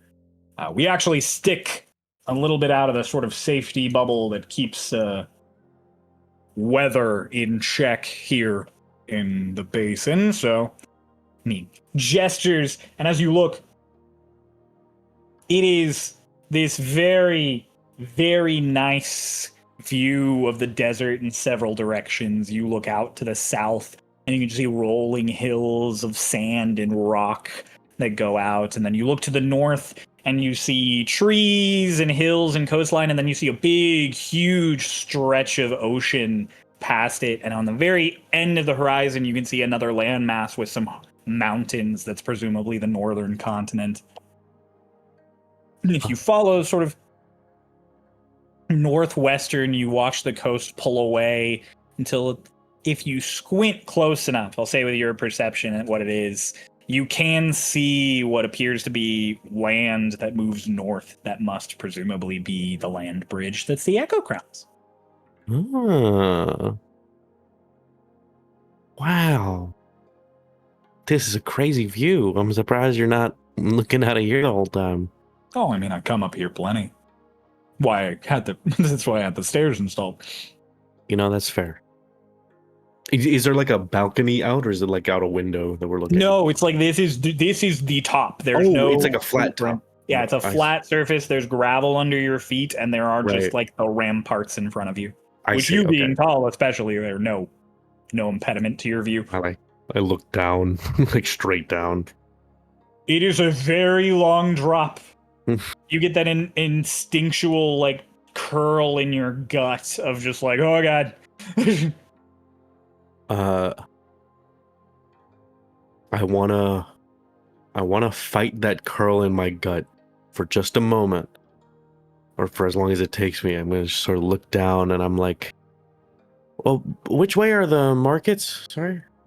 Oh, he comes and he points like directly under the. He leans way far, like he's super comfortable with this. He's basically just got one foot on the ground and completely over the rampart as he's like, right there, that open little square next to the courtyard in front of the tower. That's the market. Does he like pull back? Yeah, he leans back. I want to lean forwards, and my head is angled at the direction of the markets. My eyes down at the tower. I want to count how many floors it looks like there are based on the windows. Ooh, based on the windows now that you've been in the tower. Make me 2 checks. Make me a perception check and an intelligence check. Okay. Perception.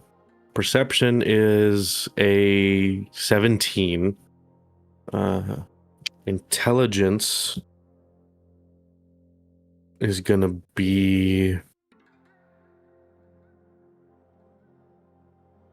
the 14 plus 0, so 14. Do either of those fail? Because I can add things to them.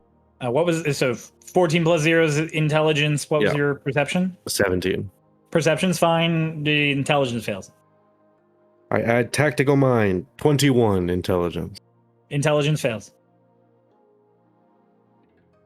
Can you go high? Can you do another tactical mind, or is that it? Rules as written, no, because it is a bonus action Okay. to use tactical mind. Oh, hold on, let me look through my shit. Let me look through my shit, see if I have anything. Ah.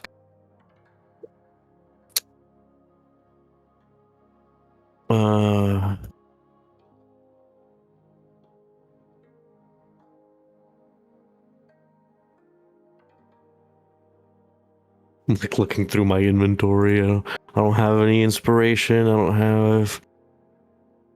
Fuck. While you're looking through, I want to talk about something that was technically happening in the background. I joked and told Cry, I was like, all right, is it physically possible for me to even find it? Because if so, I'll roll just for shits and giggles. And they told me to roll investigation. And I rolled a natural 1. And it was one of those dice roll that like it left my hand and just so firmly set down onto a natural 1. So Denied. yeah, the world really went, yeah, you're gonna stay exactly where you are, actually. It was so prominent. I'm just like, yeah, Vane just looks up, goes, I could find it, and then remembers how badly he just got called out and went, I'm not gonna look. I do not have anything else I can add to it. No, 21 is as high as it goes right now. Fair enough. Yeah. You look down and you see all of the various windows, and in your brain you start doing like, there's this floor and this floor and this floor, and that floor was shorter than the next one, and there was another floor, and you like lose where they might be. Based on the windows, there's at least 23. But based on the general heights that you can gauge, you don't know if there could be 20, 25, upwards of 30 or 40. Like, then you think there could be floors that don't have windows. When I start getting confused, I stop counting, and I'm like, Okay. you know what? I'll just fucking look at it from the ground. Like, I can do this later. And then I'm gonna lean back, just like, You feeling okay? Yeah, I don't know. It's ironic for me to say, but I don't think I've ever been this high up. Well, maybe, but like not this high up without a wall or a window. Oh, well, the apropos tower is taller, but I'm pretty sure it's got better safety rails than I do. I'm usually the only one that comes up here, and feather falling is something I've had since I was 12, so. Right. You seem a bit not at ease. I mean, unfamiliar If you're place. paranoid, I understand. I'm a mysterious wizard in the top of a tower that may or may not exist that only lets certain people in, and I wipe people's memories a lot. So, paranoia. When you put it that way, I feel like I'm getting more paranoid, but I just want to lay it all out on the table for you. I don't know if I trust you yet, Carmichael, but I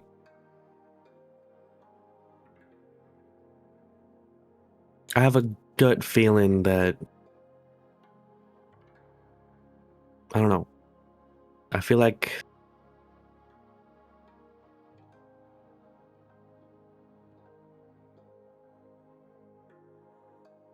I feel comfortable enough to do business with you. Well, there you go. At the end of the day, that's all you really need. Business is one step away from camaraderie. Camaraderie is one step away from friendship, and friendship is one step away from you showing up at my funeral and giving a lovely eulogy.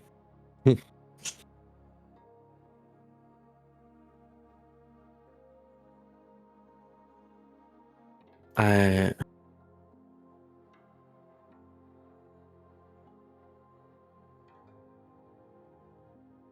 appreciate. I just Look, how about this?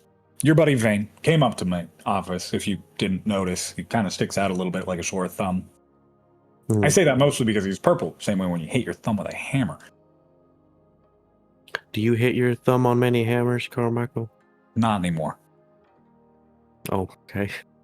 I don't swing many hammers these days. Everything's already built. I just have to, keep it nice, and magic can do that pretty easy. Valid. He came up, did a lot of pretty reasonable negotiation. He's pretty good talker. He does it a little bit too much, so you have to filter out some of the bad bits of talking from the good bits of talking. But once you do that, he's a pretty good talker. He made a bit of a deal with me because he wants to, negotiate a bit more and make better trust between us. And I agreed I would do something. One thing for each of you. No strings attached, no holds barred as a show of goodwill. I even signed a paper. He can show you it. It's really nice. I've got good handwriting. You signed a contract? Yeah, with Vane. Don't worry, okay. I'm back. Oh, well, Vane is. Oh, well, it's a good thing that I was the one who wrote the contract. He's not a Fae. That was a joke. No, it's all right. I already know what Vane is. You know what Vane is? Vane doesn't even know what Vane is. Oh, well, it's complicated for him. So, well, what is he? Oh, he's a made man, like made of men. Oh, he's a made man, made of men. Yeah, it's not what they're actually called, but it's. I'm sure What there's are a they more called? catchy name for it. I don't know, hybrid. Thank fucking something? God, I was gonna slap you. It's a hybrid something. I don't know all the things. Oh, well, who made him?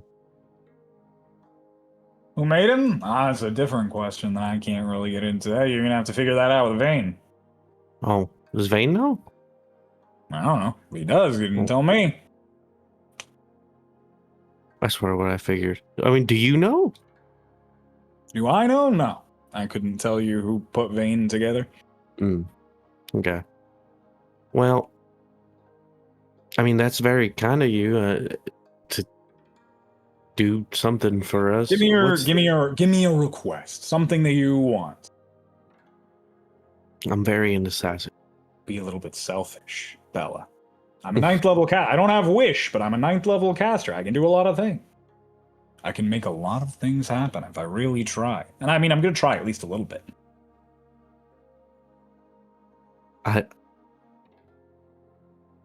This is not what I want.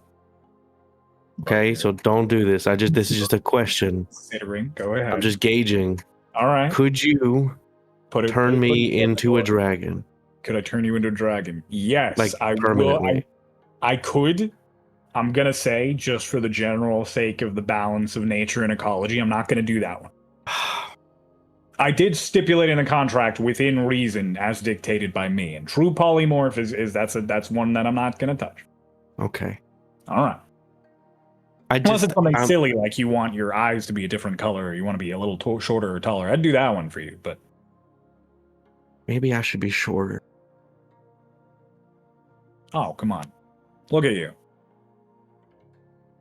Tall drink of water like yourself. I'm sure you've got plenty of boys ogling you, or girls ogling you. I'm not gonna, or others ogling you. I really should have just said people right off the bat. That would have made that a lot simpler. Well, I mean, I don't really mind any which way anyone who's ogling me. It's just, I don't know. It's. Anyways, no, sorry. This is not the point of the conversation. Go on. Something you want to know that my network of researchers could look into. Something you want my help with as far as magically sending you somewhere, or bringing something here. Something you want me to commit a percentage of my artificers to investigating for your benefit. Do I have to decide right now? No, I'm just. Okay. If you got something, I'm giving you ideas. Brainstorming. We're bouncing back and forth here. Except I'm mostly bouncing forth, and you're umming back. It's just I'm like it. It's like you have all these things that you want, and as soon as someone asks you, "What do you want?" It's like, well, I don't know. You can't think of a single thing. Yeah. Don't worry, Belle. I'm sure you'll find something that you want. In the meantime, I'll do this one for free. You want to go to the markets?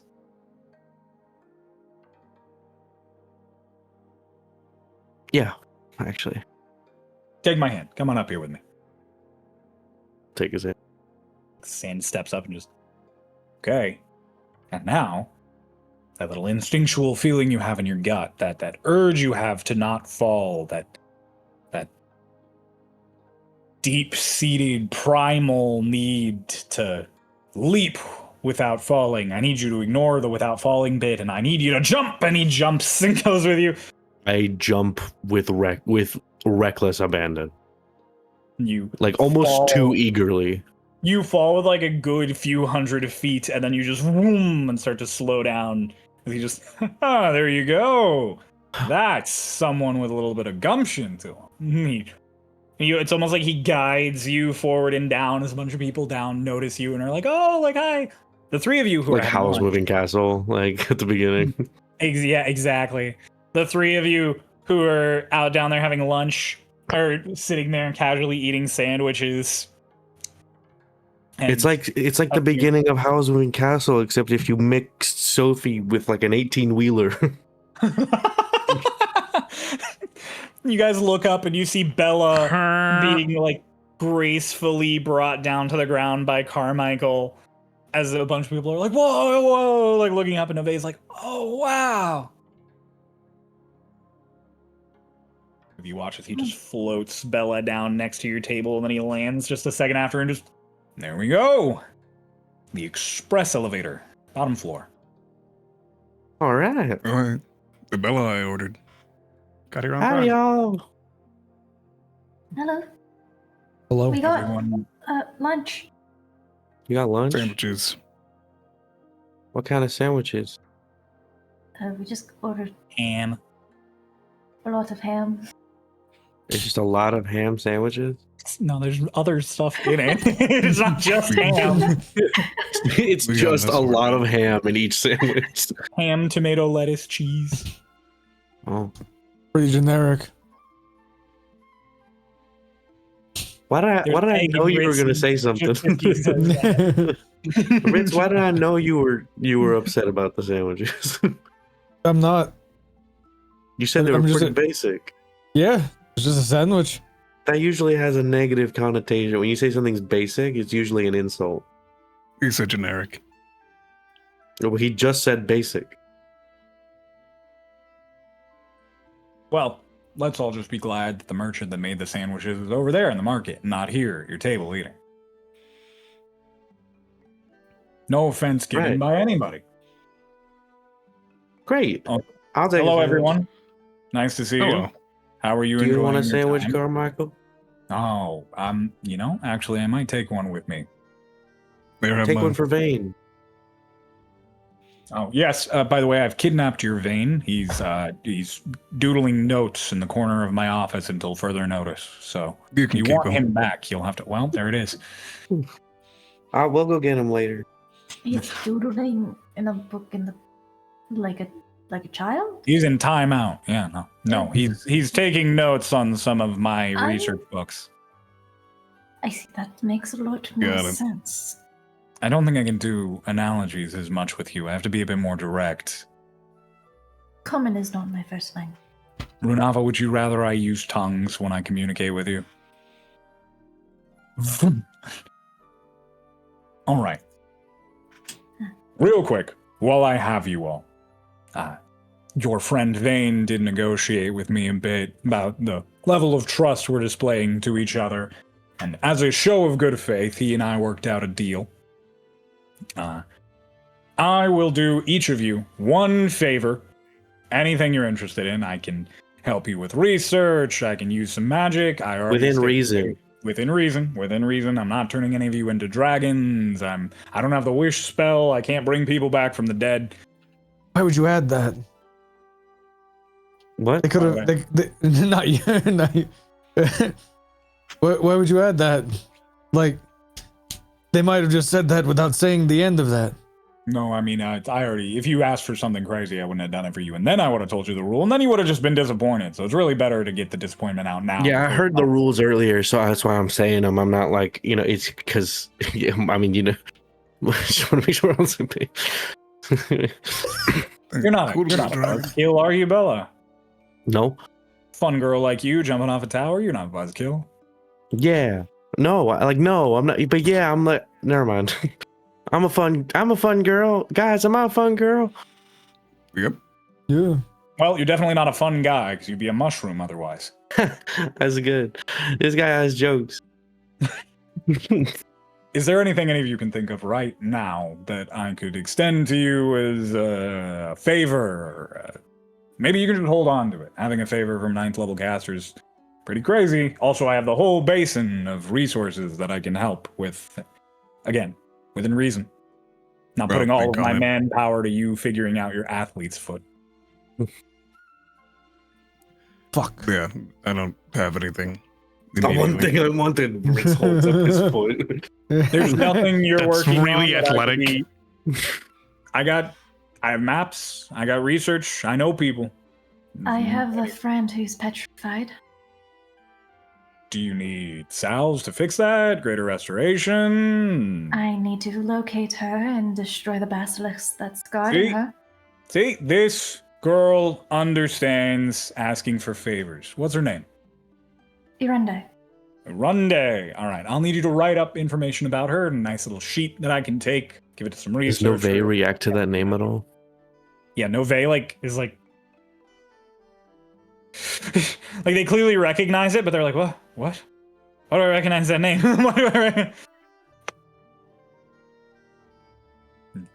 Yeah, I can help you find your friend. Perfectly fine. Like I said, write out information about her, leave it with me, I'll start digging into it, and I'll let you know as soon as I know. Great. All right. Ritz, you got anything? And you don't need to decide now. It's just if you're brainstorming. Yeah. You can pitch ideas. I'll tell you how reasonable they are. She used her one already. That's, potentially poor forethought on her account. Maybe a week from now she won't care about that friend who's petrified. No, she will. Steadfast. I like that. That's good. Good trait to have. Well, already mentioned that you would help let me know information if you hear about my wife. Oh, well, I mean, I already agreed to do that before there was a deal, but if you want to make it part of the deal, sure. No, I wasn't going to say that actually. No, please. I mean, I could was off just the make table. that your favor. We could just rule that one out for you. I'm holding on to this. All right, hold on to your favor. That's fine. Selik, anything I could help you with? I'll let you know. All right. Well, in the meantime, I'll look into finding your friend, and I've got work I have to get back to. If you all have questions for me in the future,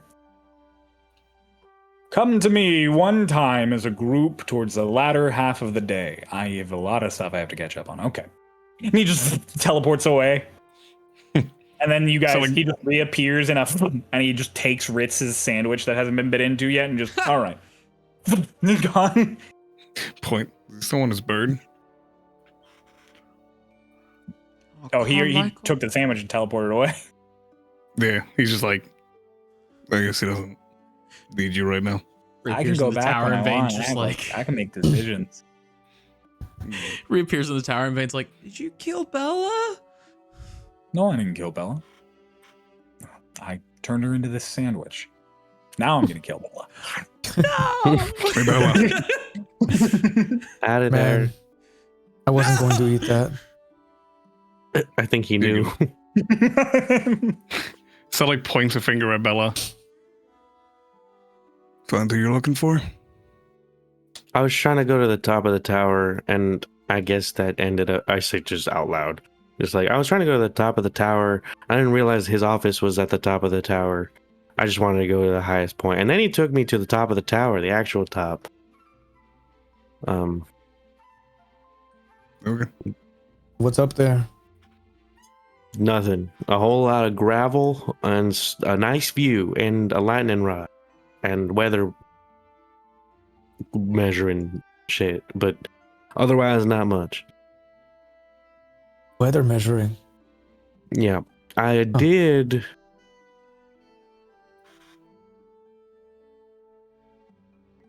have a great time. I seized the bird and then I have a great time. It was a great view. I get the Bombastic feeling side eye I'm from not Selleck. wanted here. The bird. I don't make it like Sandwich here. super hot. He just like puts the sandwich in the bird's mouth. Ow. Ow. Ow. Ow. Well, I'm glad you found Carmichael. Glad you found who you were looking for. Who am I looking for? Carmichael. I was looking for Carmichael. You wanted to go to the top of the tower. You found Carmichael. Yeah, but I wasn't looking for Carmichael. Okay. I don't get it. Okay. I could have flown you up there. Go ahead, actually. Did we have plans for the rest of the day? I don't think we've had plans for the beginning of the day either. I think we're just sort of That's going not along. true. Our plan was to go and talk to Carmichael. You know, that's fair. Since we talked to Carmichael, I don't feel like we've had any set plans. I feel like this is your quest. So if you have plans, we're here for it. This is your story arc, Renava. You lead the charge. You're in the front seat. I have 20 cigarettes I have to go pick up, but that's about it. To be fair, 20 I was a victim cigarettes? of my story arc. Yeah. I could go yell at that asshole. Excuse I me? think he would really like that. Who are you yelling at? You want to insult someone with me? Not really. Ah, too bad. Kinda Why are fun, you actually. insulting? Don't insult people. What? He insulted me. Well, he Yeah, didn't but you actually need to be- insult. Yeah. He insulted the Yeah, people no, it's around me. Actually, I should say, yeah. You need to be the likes- better person. He likes it. Why would I do Oh, that? it's like a masochist? Or, Yeah, exactly. Oh. I know they had that here. Is he just like outside somewhere? Runava, you realize as they're all talking that you can hear them all really well, and you process the fact that Carmichael did not cast tongues on himself. He cast tongues on you. He cast-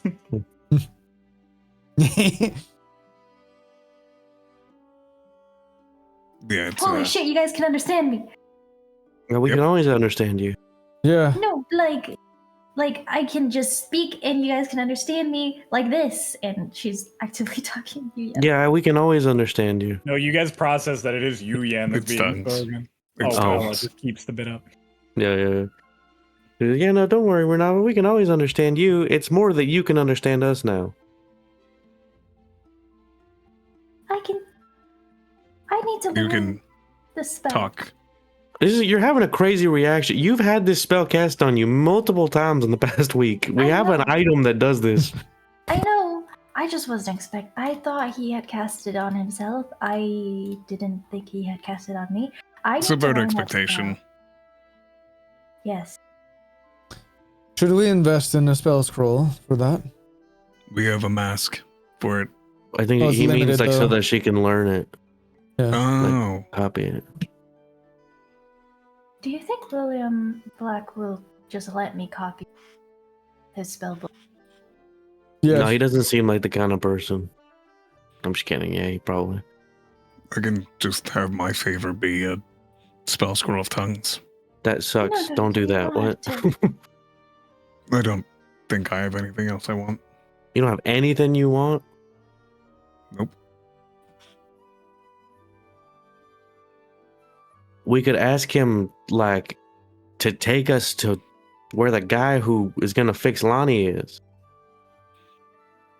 I was thinking that, but don't we need to go back with whoever is still stuck in the desert? Yeah, but we can hold the favor, and then we go do the Echo Crown shit, come back, they continue on going back, we go to where Lonnie's, or we have him just teleport all of us there, and then we just go back. That feels like it's asking a lot, but I'll just I'll keep teleporting that in us to mind. where Lonnie's guy is, because he said we can hold on to the favors, and so I'm just saying, like, we go Echo Crown shit, on our way back we stop by the city again, and then go to the Lonnie guy place, unless the Lonnie guy place is on the way to the Echo Crowns. I don't exactly remember where it was. Let me check the map. I just have to say, for a guy who can pretty much blast reality, I don't think asking much. Yeah, you should think on it. Don't immediately say you don't have anything, because he can really, He said he doesn't have wish. yeah, but like, he can do a lot. You don't need wish for a lot of things. As A lot of the had wish. times from my stories I've heard from the finest, I've heard that a lot of the times wish ends up just mimicking the function of another spell. Yes. So are we doing the Echo Crowns, reuniting with everybody, then taking all of them here? No. I'm separating saying from them? we leave this city, we reconnect with everyone. Then we, as the research team and everyone, go do the Echo Crowns thing. On our way back, we come back here, and then have Carmichael take us and the research team to the Lonnie place. How much travel do you think that is to head back? I don't know. What do you mean? I can just use sending. To what? Contact our boy, get him to our teleport to boy? us. Can we teleport there? Who's our Save time. boy? Carmichael. Carmichael's our boy? Not really. I'm just saying that. Okay. Hold on. I checked the map. Where is the Lonnie ping again on the map? The Lonnie ping would be so I'm gonna share my screen on Discord real quick.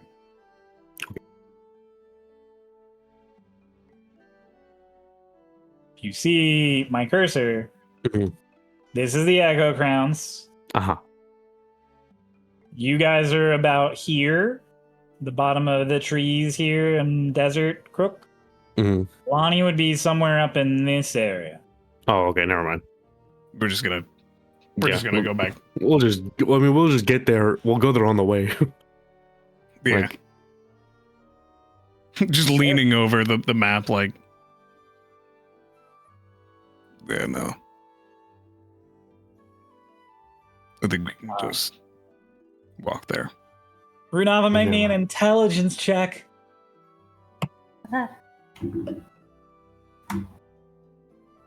Natural 20. Your friends are stupid. 17. 17.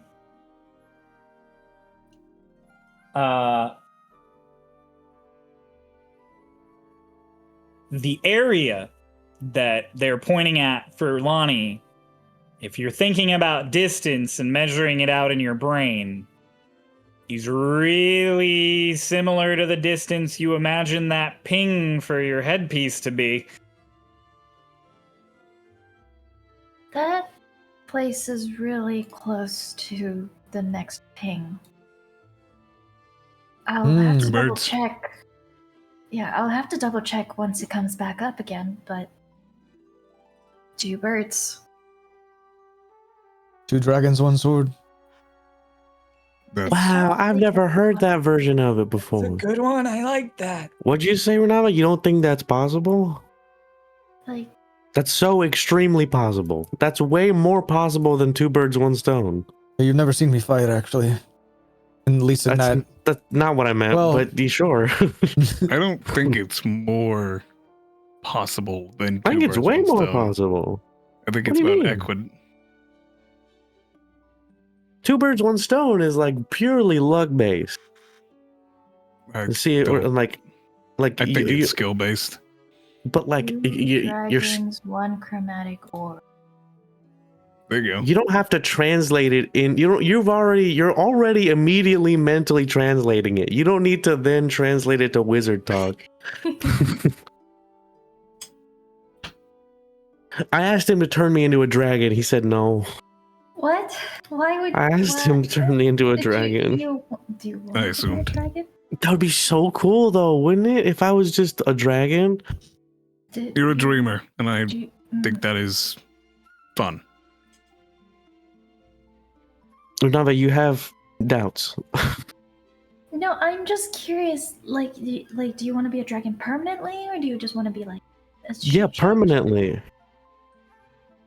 Because then, if I'm a dragon permanently, dragons can shape change, so I can just become a me again. Except I also have the secret power of the dragon within that I can sort of just whip out whenever I need to. That makes more sense. I was like, you wouldn't be able to wear pants if you were a dragon. Forgot they can shapeshift. If a dragon Yeah, would wear dragon pants, if a dragon wore pants, would they wear it on sort of the back half or like on all 4 feet? So that's just mean, like Depends on their bondage at that point. style. Elaborate, please, Rich. That simultaneously explains so much and nothing at all. he'll minor illusion a dragon with pants, and they'll just like sort of like how, like you swipe like swipe close. Swiping between dragon with pants one way and dragon with pants the other way. This I was the cast silent Yankee image. armor. This was the ceremonial headdress, and the pants that went with it. What? I cast silent fuck? image on the center of the table, and there's a dragon doing a little dance with his pants on.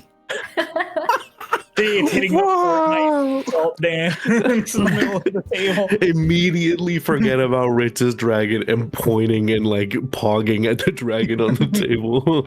You guys He smashes his hand down actually on the dragon. This was the ultimate form of The beauty. dragon gets bigger. In a It does, dress. it does a little dance. It tries to make And it this like bigger. gets in his face like this. people at other tables are like, "Oh, like laughing." He pulls out a card and dispels magic.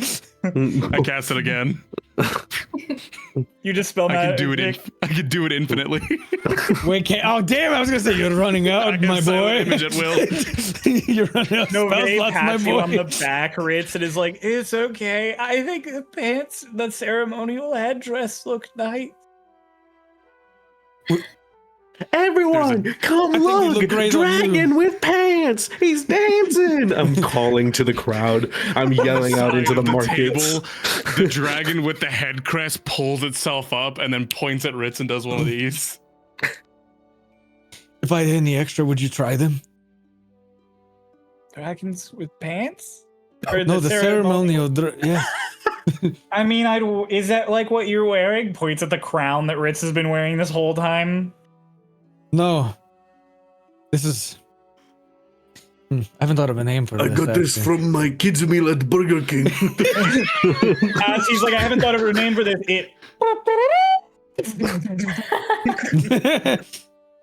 The two dragons lock arms and start doing like a rodeo dance around the table. And that lovely scene is where we're gonna end our session today. I'm glad. I'm so glad. It's amazing. Yeah.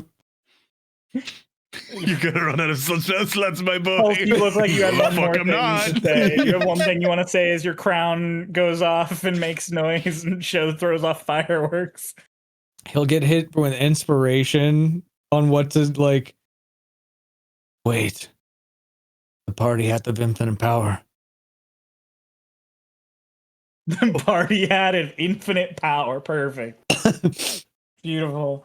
Thank you all so much for watching and listening this session of Starlost Stormridden. I want to say real quick a big thank you to one of our Captain Kofi subscribers because we had a Captain NPC this session. Sindri Gobblefern is a Captain NPC submitted by Blue Bandit in the Discord. That's sick. I love him. Thank you. They specified that he's Yubuin, which means I got to choose whether he had a Russian or a Scottish accent or a Southern accent. 3 accents I'm good at. I went with my favorite of Scottish. So, thank you all so much for listening and watching. If you want an NPC of your own in the campaign, you can follow us on Ko-fi and get access to the episodes a week early, as well as access to character sheets and item documents and Teviary playtests.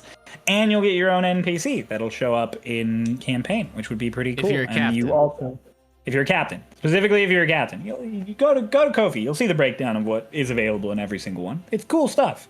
It also helps Marcy pay for rent and to live and to eat. So say thank you, Marcy. Thank you, Marcy. Thank you, Marcy. All right. Bye-bye.